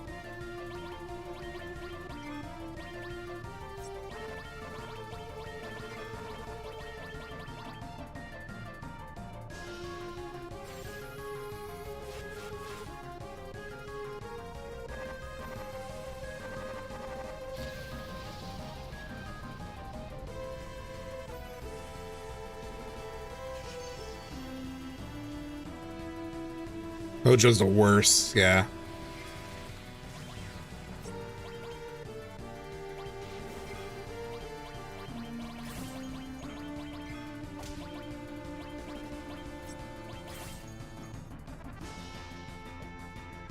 Damn, missed. I almost want the part 3 to start with the extended playable flashback with Vincent and see how he became the monster. I really want, like, in some ways, I almost feel like the only way to fully do Vincent justice, especially if they lead to an ending that wipes out the future timeline as we know it, so effectively wiping out Advent Children and Dirge of Cerberus, you kind of need DLC. I just feel like you need DLC. And I'm sure they will have DLC. The other thing they could do, I'm very curious how they handle side quests in part 3, because in part 2 you have like character side quests, kind of like each character, like they're like a party member is assigned to you in a side mission, but it's not like, I don't feel like a narrative arc in those. You just do things with the other characters.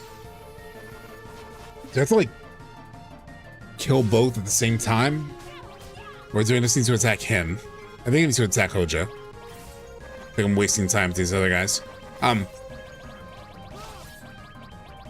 So the so Ghost of Tsushima, for example, has one of my favorite side quests, like narrative approaches, where they have these like party members, essentially they're like side characters, and they have like dedicated quest lines for each side character, and they're called the Tales of Tsushima. And so it's like you have this side character and you have 9 quests with them across the 3 acts, and it has like a full narrative arc and like complex side quests like dedicated to like understanding more of that character's world and life and whatever. And I kind of would prefer, I would definitely prefer that to what they did in Rebirth, where it was like, I go with Red 13 and like I go find stuff with him in the ground and he tells me about his nose. You get some character development, but it's not like a story, you know? Like I would love like each character to have a nice long story where we get to go deep on them. Yeah, Shaq, especially because like this is our last game with them. You know, like I want to spend good time with them.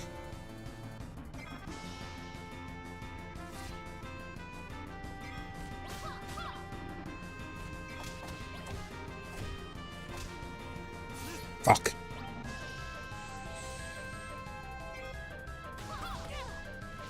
Yeah, there's some lore in the proto relics for sure. It's just that when you come from a game that like does it so well, like you really go deep with the side characters, and then you have a game like this where you love the side characters so much, I want that level of depth, you know, with the side characters. Like I want their quests to be like right now, and it makes sense because Rebirth is really just about having fun.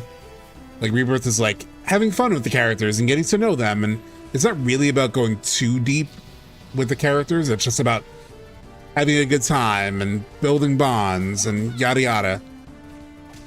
I think part 3 is a time to go deep though. You know, it's a really, and it's not like there aren't quests like that. Like there are like the Barrett side quests where you get his like where you talk to the weapon guy who built his arm. There are some deep quests. I would just like even deeper, you know? Yeah, Cyberpunk's side quests. I'm playing that now, actually, off stream. And they have, like, yeah, there's some, like, meaty side quests for each of the side characters. They do it pretty well. I really wish every opportunity... I need to play Chrono Trigger. Man, I can't even, like, comment on that, because I haven't played it. I'm an evil, dirty bastard who has yet to play. I've yet to play Chrono Trigger.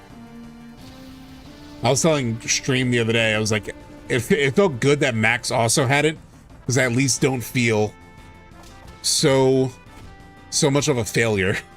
At least there's someone else out there who also has not done them all, who has not played Chrono Trigger. And I bought it on stream. I literally bought it on stream because I thought I needed to like emulate it to play it. And I didn't realize there's a Steam port. So it was like on sale. So I just pulled it up on my phone. I was like, oh shit, $7. I bought Chrono Trigger on the PC for like $7. I don't know what I'll do. I don't know if I'll stream that or if I'll just play it on my own time. I don't know. But I'm excited to. I'm excited to like finally play it. Yeah, Max loves it apparently. I was watching him talk about it. It was like, now it's my second favorite RPG after FF7, for sure.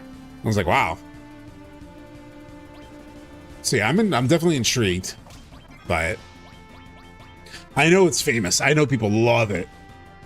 I played, just played Trigger myself. Currently playing through Cross, not really enjoying it. I've heard Chrono Cross is pretty different though. At least that's what I've heard. All these transformations are going to be so crazy. Amano, like seeing like Hojo truly become a monster narratively is going to be, it's going to make a lot of sense. It makes sense in the OG too, but it's like very, I think it's going to be even more fitting just to see him, like, we've seen him just descend further and further into experimentation. So seeing him finally take himself to, like, not just experimenting on Roche and like others, him finally doing a big Jenova experiment on himself is gonna be nuts. And the way that he like changes and, you know, literally transforms here, it's gonna be good. I personally love Chrono Cross. Tyler, yeah. Oh, Vincent's monster forms are fully playable with different movesets. Yeah, I think it was actually Max also who said, like, somebody asked him how it would play, and he was like, he said something that I can't get out of my head, which is like playable summons. Because you know the summons are like these large creatures that, and when you're fighting the Galleon Beast, he's basically like a summon form. So it's like Vincent literally being like a play. I hope he's playable, you know, like a playable beast, like a playable summon. That could be really cool. I never played Trigger Chrono Cross. Oh, it was my first RPG actually. Oh, interesting. What about this Leslie arc? Do you think it's gonna be satisfying? I think so. Yeah, it's gonna have like some meta connection in some way, I feel like he's searching for somebody's lost and all that stuff. So like reunion is like important in his story, so I'm sure that'll, like, the reunion thing will like play out with him in some way, like as a theme. That'll be interesting. I haven't really thought about it too much though, to be honest. Maybe Leslie's girlfriend actually fled. Maybe Leslie's girlfriend. Here we go, chat. Here's a cook. You want to cook? You want to cook? Oh, buddy. What if Leslie's girlfriend, hear me out. What if Leslie's girlfriend becomes Tankceratops? What if Hojo experimented on her and made her into, we've been wondering, where is Tankceratops? What if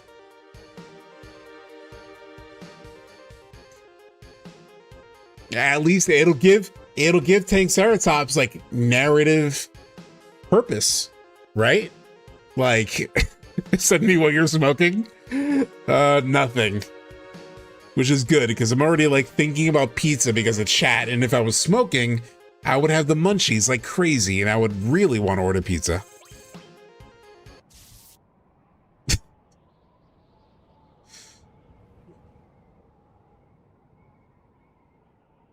Are you sure you didn't have the pineapple pizza?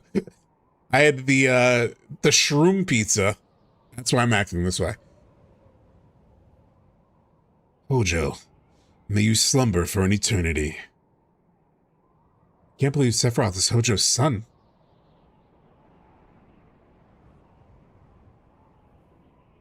Do you think Cloud is gonna get Jesse's pizza? God, I love that part in Rebirth where it's like you're in Gagaga and then you tell Barrett the Black Millie Red Cherry thing, and then he tells you what that actually is. It's so funny. Tanky will come back in part 3, Chess. I hope so. We need Tankceratops. It would take enough smoke to knock me out to eat pineapple pizza. What if Hojo wasn't actually dead here and somehow returned in an obscure spin-off sequel? But that would never happen, right? And then he literally like becomes a VTuber. Jesus. The love potion, yeah. So that's the end of Shinra. It won't be long now before the meteor hits. Chat. Okay, chat, let's talk about this. I know we've been joking. We've been having fun. It's almost midnight. I've arguably been streaming too long. But here's where we get to some, like, this is going to be like the big emotional, like, preemptive moment, or like preparation moment for taking on Sephiroth, right? Like, this conversation's great. Obviously, we know essentially what it is, that he's like, we need to, you know, find what we're fighting for.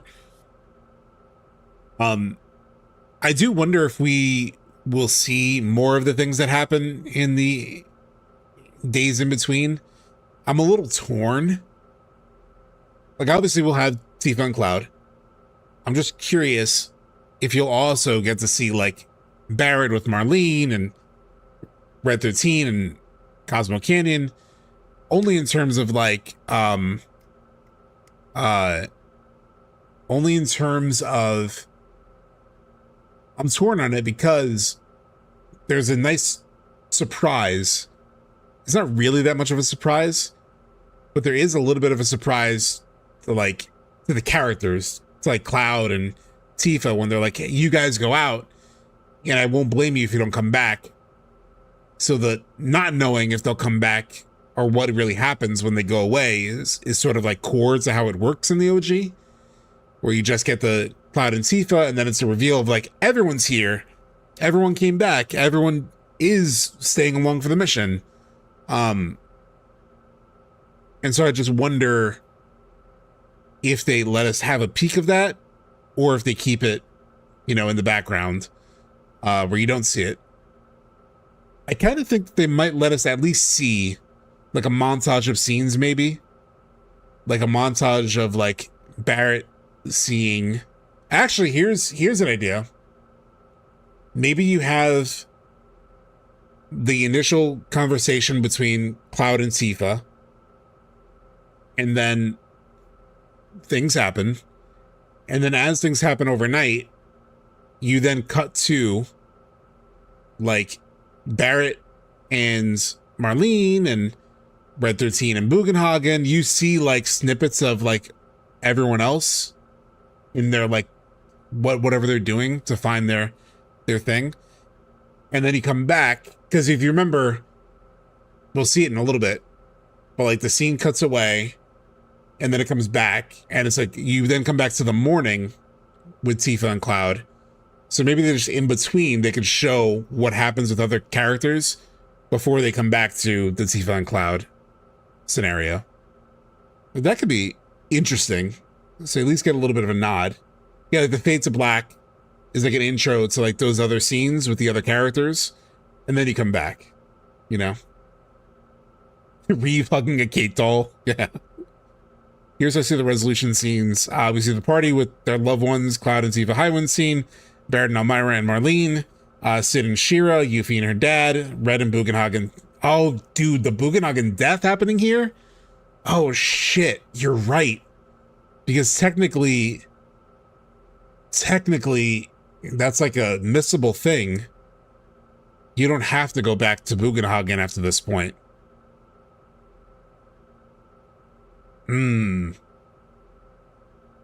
So they could fit it in there. Fuck. Yeah, that'd be crazy. Background a bit, because I don't see how the party members travel alone story-wise. Does everyone get their own plane? I don't know. Maybe this get dropped off by Sid, you know? I don't know. Oh, yeah, because wait, no, because Cloud and Tifa have the Highwind. Yeah, I don't know. I don't know how that would work. You're right. In terms of travel, I don't know. Yeah, his death would be in the main narrative, and it will be sad. Yeah. I wonder if you make that more of like a dedicated scene somewhere, you know, versus like, versus just making it part of this, you know? If they even do something here. If they walk, damn, that's a long trip. I think a silent montage with the theme song. Yeah, Shaq. I kind of don't see dialogue in some ways. I think it'd just be nice just to get a little like montage of the different moments with the characters. You know, Barrett and Marlene and Red and his grandfather. I don't really need conversation. I don't need to see conversation. I think like a theme song. Yeah. That could work.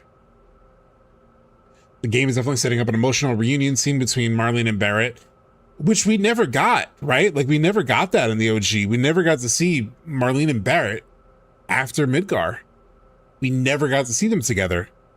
And I think it'd be like a crime if we don't see Marlene and Barrett together one more time. Obviously, he goes and sees her off screen, but we never actually, as players, we never see them reunite, which is crazy. Like literally, he leaves before the mission into the Shinra building and doesn't see her again. At least the characters don't see them together again after that point, which is, that's a long time now. Also, I was telling Aaron's mom what happened. Oh, yeah, you have to have that too, I guess. You may do that somewhere else, maybe, but because I do think this scene would work best if it's like just a montage with like music versus like conversation, but Barrett and Marlene don't even talk in Advent Children. Oh my God, that's right. Because like he's off being an oil baron. He's off doing his like, there will be blood shit. Like Barrett's off in the world doing like, I drink your milkshake. So, yeah, we don't actually see them together. He just leaves a voicemail. He's just like, hey, Marlene, I love you, girl. I'm out here cracking that oil. Oh, Jesus. Oh, man. Just 7 more days. That's what Gramps told me. Hey, Red 13. You want to go see everyone in Cosmo Canyon? Yeah. And I'm guessing you want to be with Marlene again. Like, you need to ask. And not even on the way to a smile. It's crazy. If we manage to beat Sephiroth, but don't free Holy. For whatever reason, I'm thinking of the word frijole. Like the Mexican food. Then in 7 days, for frijole. Why do I say these things? At some point, don't Elmira and Marlene move to Calm? Yeah, they do. I think it makes most sense if Marlene and Elmira go to once like Midgar is getting like torn apart for the like building the sister ray and they're at war. You got to get out of there at that point. So maybe they get out of there earlier. Like maybe they get out of there because of the Wutai war. I don't know. Then in 7 days, this planet's gonna die. If, on the other hand, Sephiroth beats us, well, what difference does it make? That meteor is gonna fall anyway. We'll only be dying a few days sooner than everyone else. You're already thinking about losing? The fight hasn't even begun. It's not what I mean.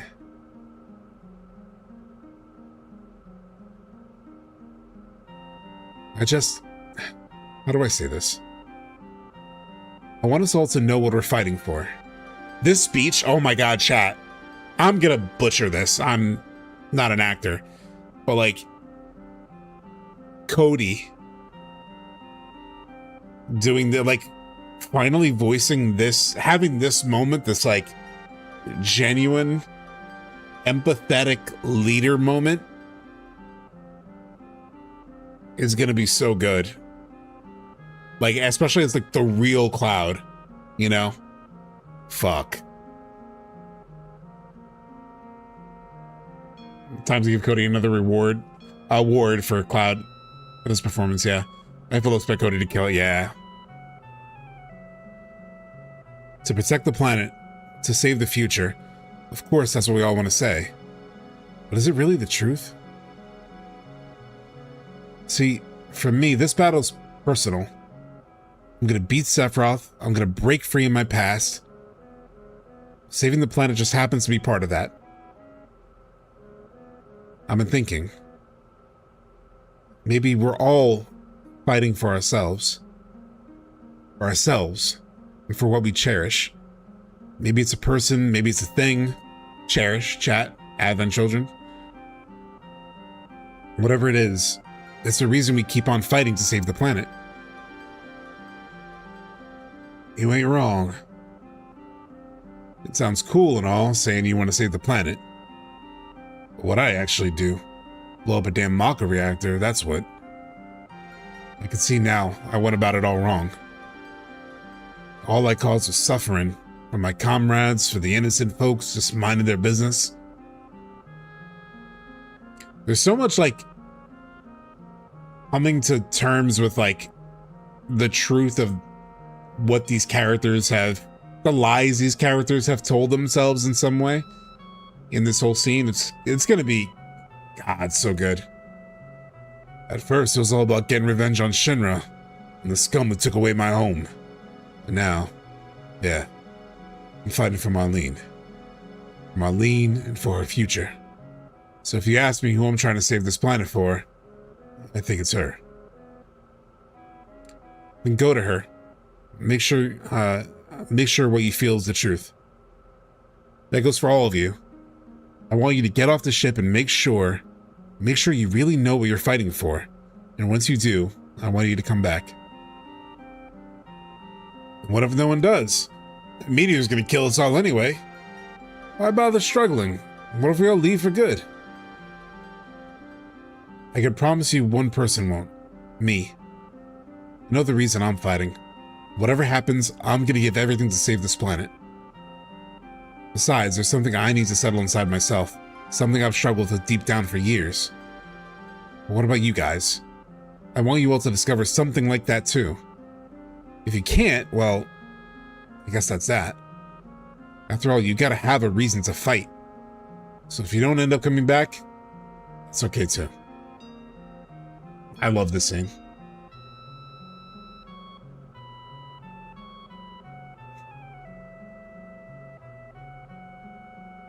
Barrett briefly mentions his motivation for revenge in one of the side quests in Rebirth. Pretty sure it's expanded in part 3. Yeah. It's an updated translation, so yeah, there would be updated dialogue. Also, so the other thing, so I knew Shinra Archeology because I asked him, I was like, I'm about to come to this part of the game. Is there anything I need to know in terms of like potential changes ahead of time, especially because the guys weren't able to make it to chat. And they told me that if you have like high affection with Tifa, it's a different, like the scene, there's like added stuff, I think. I think I have high affection with Tifa.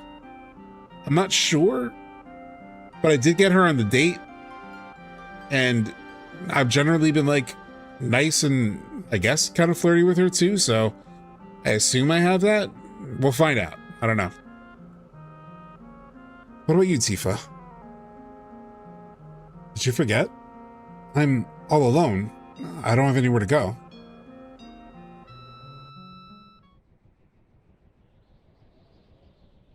Everyone's gone. By the way, just a framing of this shot, just to like,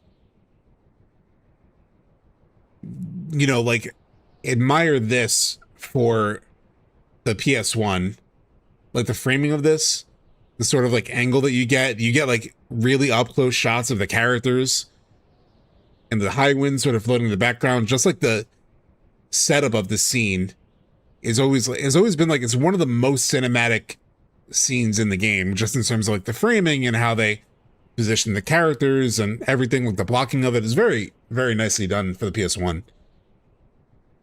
Everyone's gone. They've got places to return to. People they know they'll find there. Not us though. Right.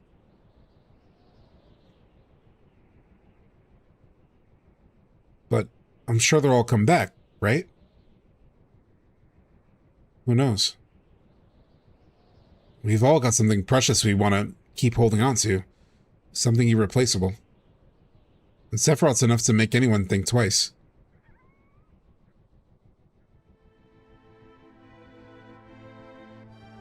Yeah. But I don't mind. Even if no one comes back. As long as we're together. As long as you're here by my side. It doesn't matter how scary things get.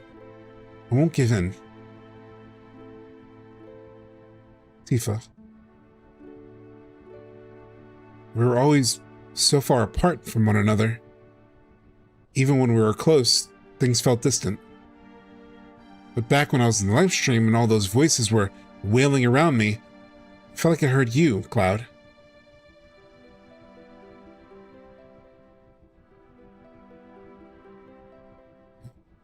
Maybe you'll say you don't remember, but deep down in my heart, I heard you calling my name. Or at least, I felt like I did. I wonder if we'll hear this at all, right? Because there is the scene where they fall into the live stream and there are like a lot of sound effects, but we don't hear, because there is no Cloud voice in the OG. It is kind of similar to the Gagaga scene, this scene. This scene is like very much like them having like a one-on-one moment. But I am curious if like when Tifa falls into the live stream in Meteor, there's all those like sounds. And we're probably going to play from that part from her perspective like we do in the original. I wonder if we hear Cloud's voice faintly. Oh, Britt Baron, dude. Britt Baron, I still, like, I think she's the best performance all around. There's a lot of really great performances. Cody's great, and he has a very complicated performance to do. Barrett is incredible. But, like, Britt Baron is, like, tailor-made for this character. I don't know how to really even verbalize it. Like, the first time I heard her even saying things as Tifa, I was like, oh, that's Tifa's voice. I've never heard Tifa's voice, but that is Tifa's voice. That's what I pictured in my head. And I think she does a spectacular job.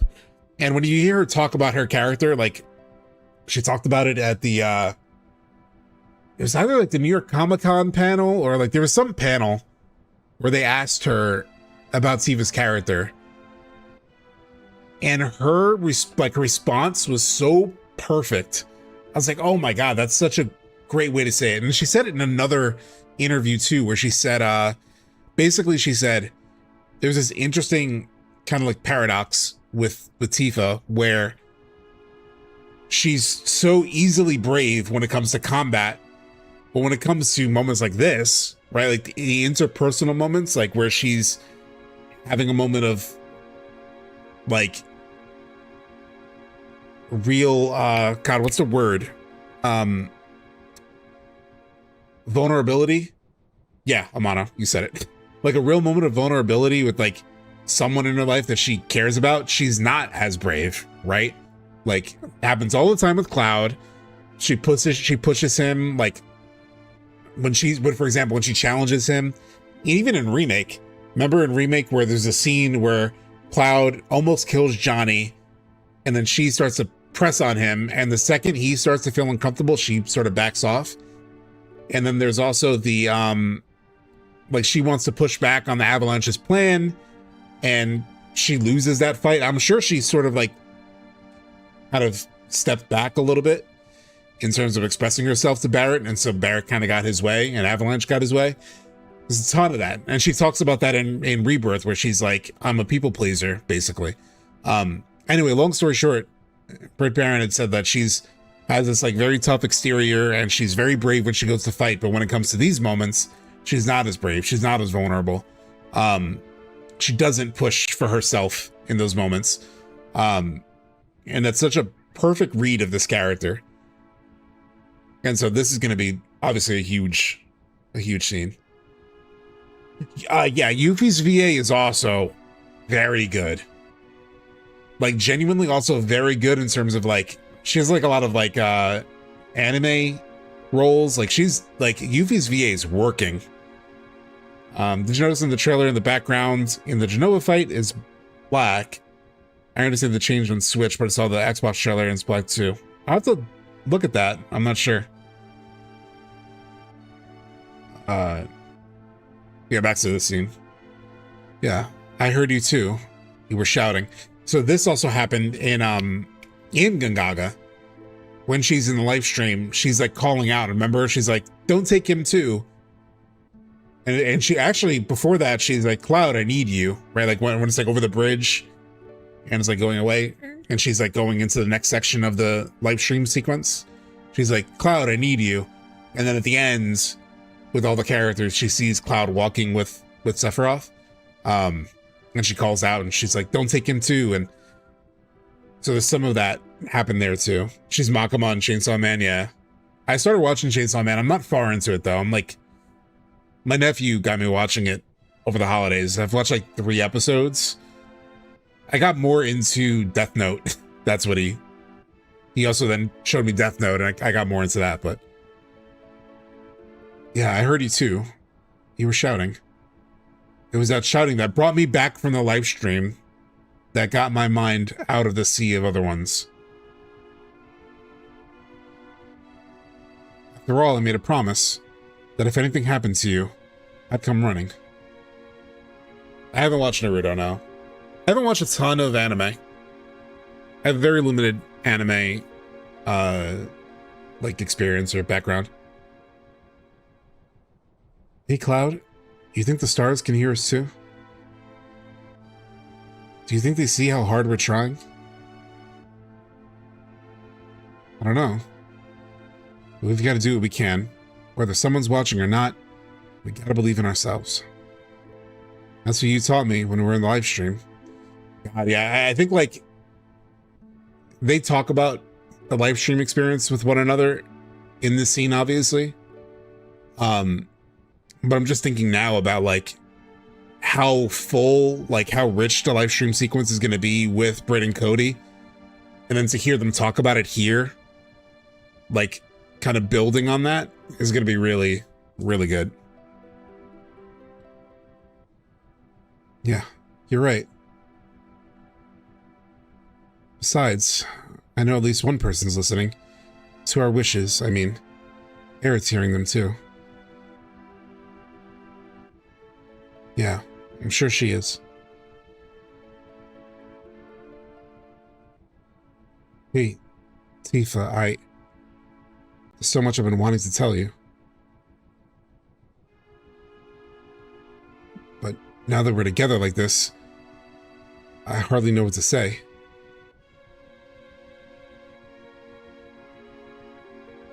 Cloud, words aren't the only way to tell someone how you feel. That is the high affection line, right? I think I did get it then. Tifa? Here we go. Yeah, it fades up from here. And so, like I said, maybe they have the other characters, like, montage here. And then we resolve in the morning. It's a great line.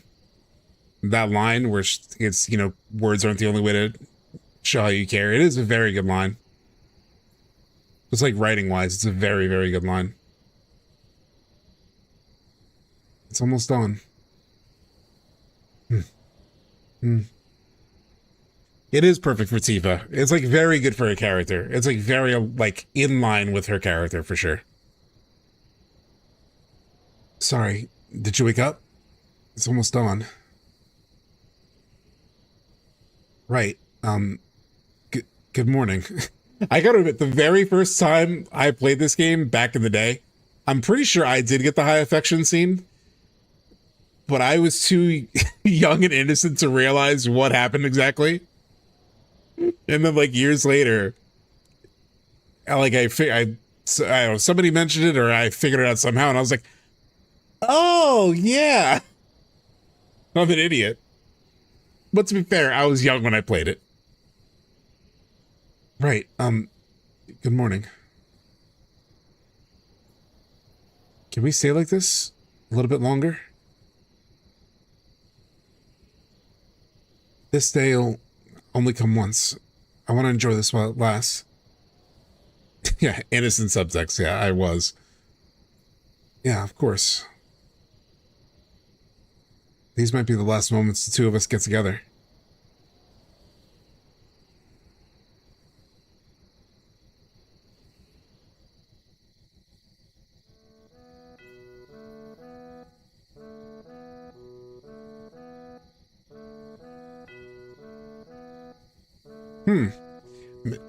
Actually, you know what? I think I remember the Shinra Archeology guys saying that, like, I think they may have restored, like, 3 layers of intimacy. I think the Shinra Arch guys, like, I think the Shinra Archeology Cut has, like, 3 layers of, like, the intimacy. I vaguely remember this. And I think to get the highest one, it's like, there's like an even higher number of points that you have to get. So I wonder if I got the new stuff or not.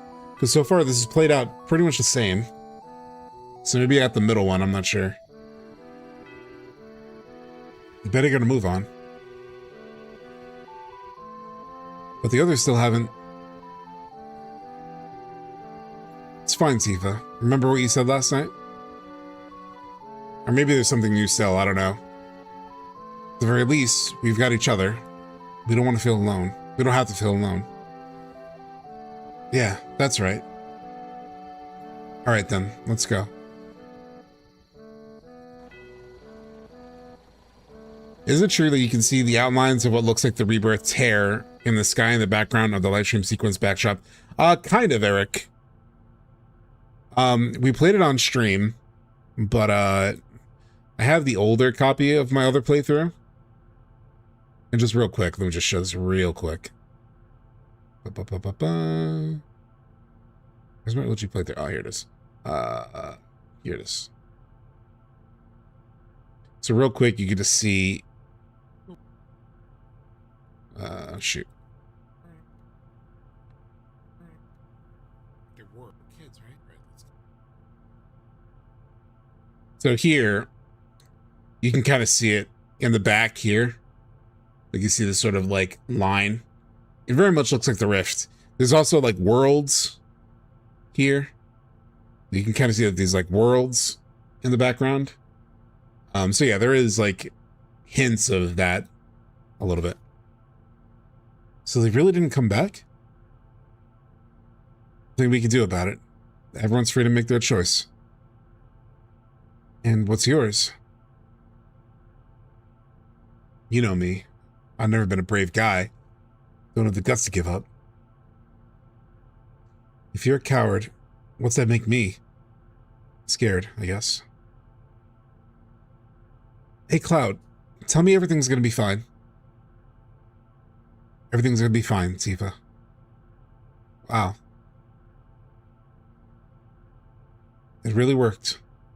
All of a sudden, I feel like there's nothing to worry about. That's very cute. That is very cute. The airship feels so big with just the two of us. It's definitely a bit lonely without the others. Yeah, is that new dialogue? I can't... That's also new? Yeah, that felt a little different. Like, I don't remember that like, little back and forth. Don't worry. We'll be okay. I'll make a big enough ruckus for everyone. Besides, I'm the pilot now. There won't be time to feel lonely. You'll be too busy trying not to fall off. This line, I don't remember this line either. I don't remember him making this joke. Unless, like, I'm just blanking. There have been, like, a lot of lines that apparently were there that I did forget. They're not just part of the mod. But this feels a little bit different, too. This dialogue is new because he just tells Tifa he'll make a big enough ruckus for everyone that the party's... Oh, okay. That the party will come back. Got it. Huh? We're moving. Come on, let's go, Tifa. Oh, my mouse is still on screen.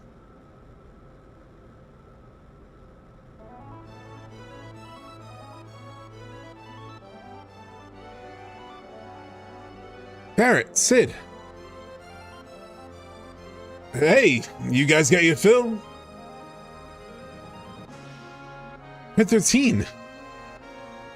Why didn't you call down to us? Seemed like you had a good mood going on. Cloud's backside kept telling me to butt out. Oh my god. Were you guys watching? How I did not pick up on this as a kid. I was a kid. Vincent.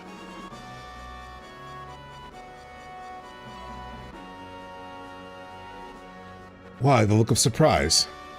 I can leave again if you'd like. That's a good line. It's like, why the surprise? I can leave if you'd like. We're all so innocent. Yeah. No, it's just, you always look so disinterested, like you couldn't care less. Like you, Cloud?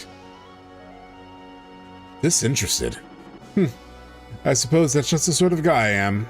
Sorry to disappoint.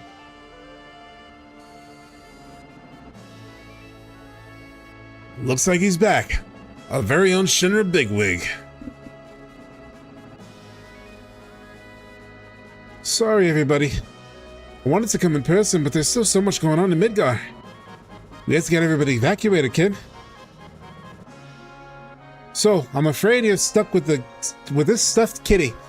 But I'll promise he'll try his very best. I love Kate Sith, by the way. Like, it's like this line of like, I guess you're stuck with this stuffed kitty. Just reminds me of like moments like that in Rebirth. Like, the certain lines, he's a great character. They really did a great job with Kate Sith. It just reminds me of how much of a good job they've done with Kate Sith.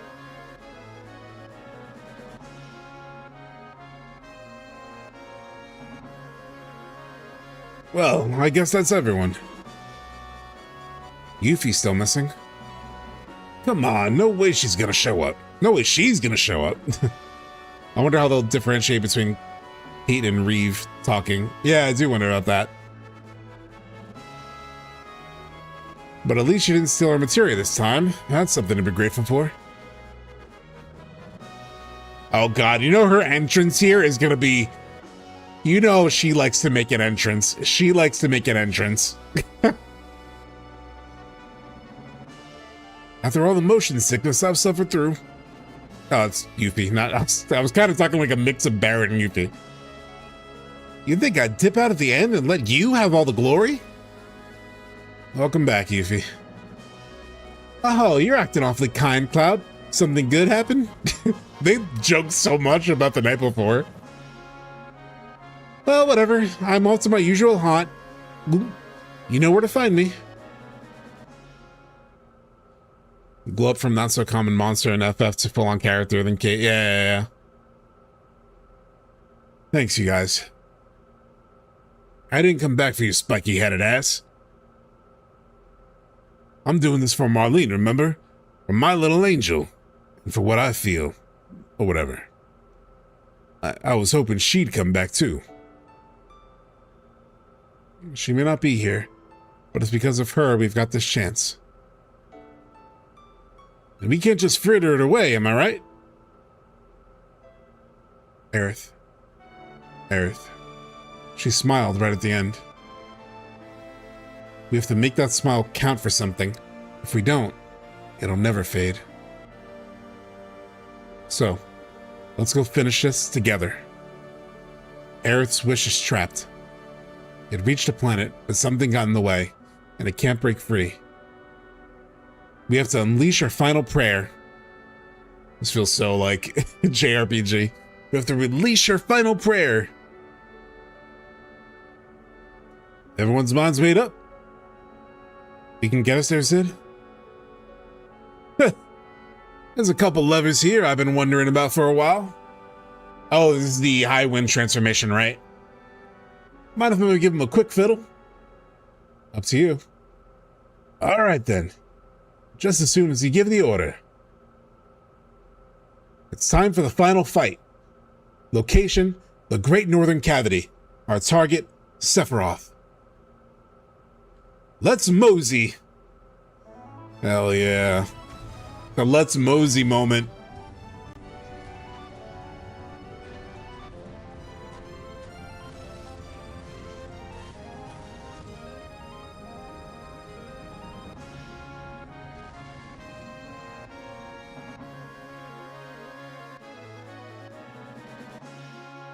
You think we'll upgrade the Highwind in Part 3 as part of the gameplay? Oh, that would be a cool mechanic. That would be a cool mechanic, yeah. We'll be at the Great Northern Cavity in no time. Just a little longer, Sephiroth. Hell yeah, full speed ahead. Sid, what's wrong? Ah, too much power. This baby's bucking like no Bronco ever did. Sir, Captain, let us help. Here's the Midgar 7th Infantry. I don't know. Hell, you in a student here. Didn't I tell you to go home? You did, sir, but this here is our home. Shit, look at you guys acting all cool. Fine, whatever. Hold me down with everything you got. Geronimo! I hope the Highwind can be used in fights. Yeah, I do hope there's like some kind of air, like combat. Chat, we have done it. Ends of disc 2. We're gonna save. Oh, we got an achievement.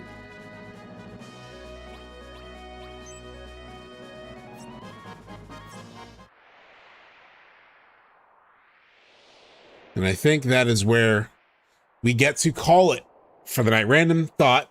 I'm sure it's been discussed, but do you think there will be playable Aerith moments in Part 3? I enjoyed her so much in the series, and I think it would be a bold move to not have her playable. I think I'd love it.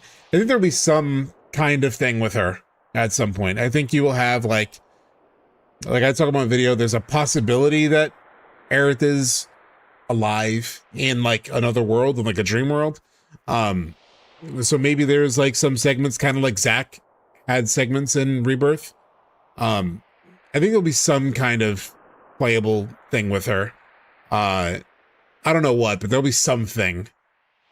And then they'll give us that moment, I feel like, for sure.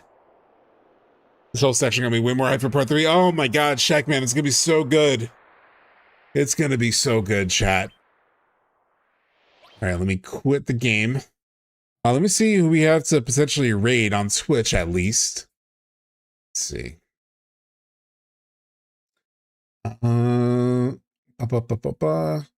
We could do maybe Jess again. Anybody streaming Rebirth? Let's see. Final Fantasy VII Rebirth. A bunch of randoms. A lot of VTubers. A lot of VTubers. It's like all VTubers. We'll do Jess. I like Jess. Friends of Jess. So we'll do that. She's playing Yakuza.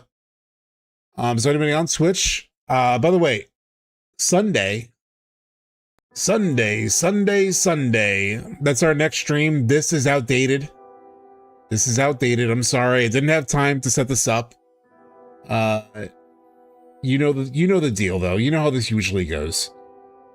Let me just update it real quick, just for the sake of you guys. Sunday, and for the VOD. Sunday, February. What is Sunday? Sunday. Super Bowl Sunday. Sunday, February 8th. We'll be back. I know it is a Super Bowl. I don't know if you guys watch Super Bowl. I should probably watch at least some of the Super Bowl. So it probably won't be a long stream. We'll talk about a whole bunch of stuff. We'll get to talk about, we'll talk more about the news. I'll predict the trailer for the State of Play. Hopefully, chat, we will have the State of Play trailer. And we'll go deep on that. We'll go deep on the news, but we will also go back to playing Crisis Core and Nier. We spent so much time on videos last Sunday that we didn't actually play anything, and I really want to play. I want to play both Crisis Core and near. So we'll try to keep the upfront a little bit leaner. But yeah. Thank you so much for hanging out on a Thursday night. Another great turnout on a Thursday night. We'll have to see. Maybe Thursday will be the new norm versus Wednesday, because I feel like more of you can make it on Thursday. Anyway, thank you all for hanging out. If you're going to Jessa's chat, if you are on Twitch and you are, please say subtext raid, and then let's use our Tifa. Ah, shit. Emotes. Subtext. Tifa hi. And then subtext. Aerith hi.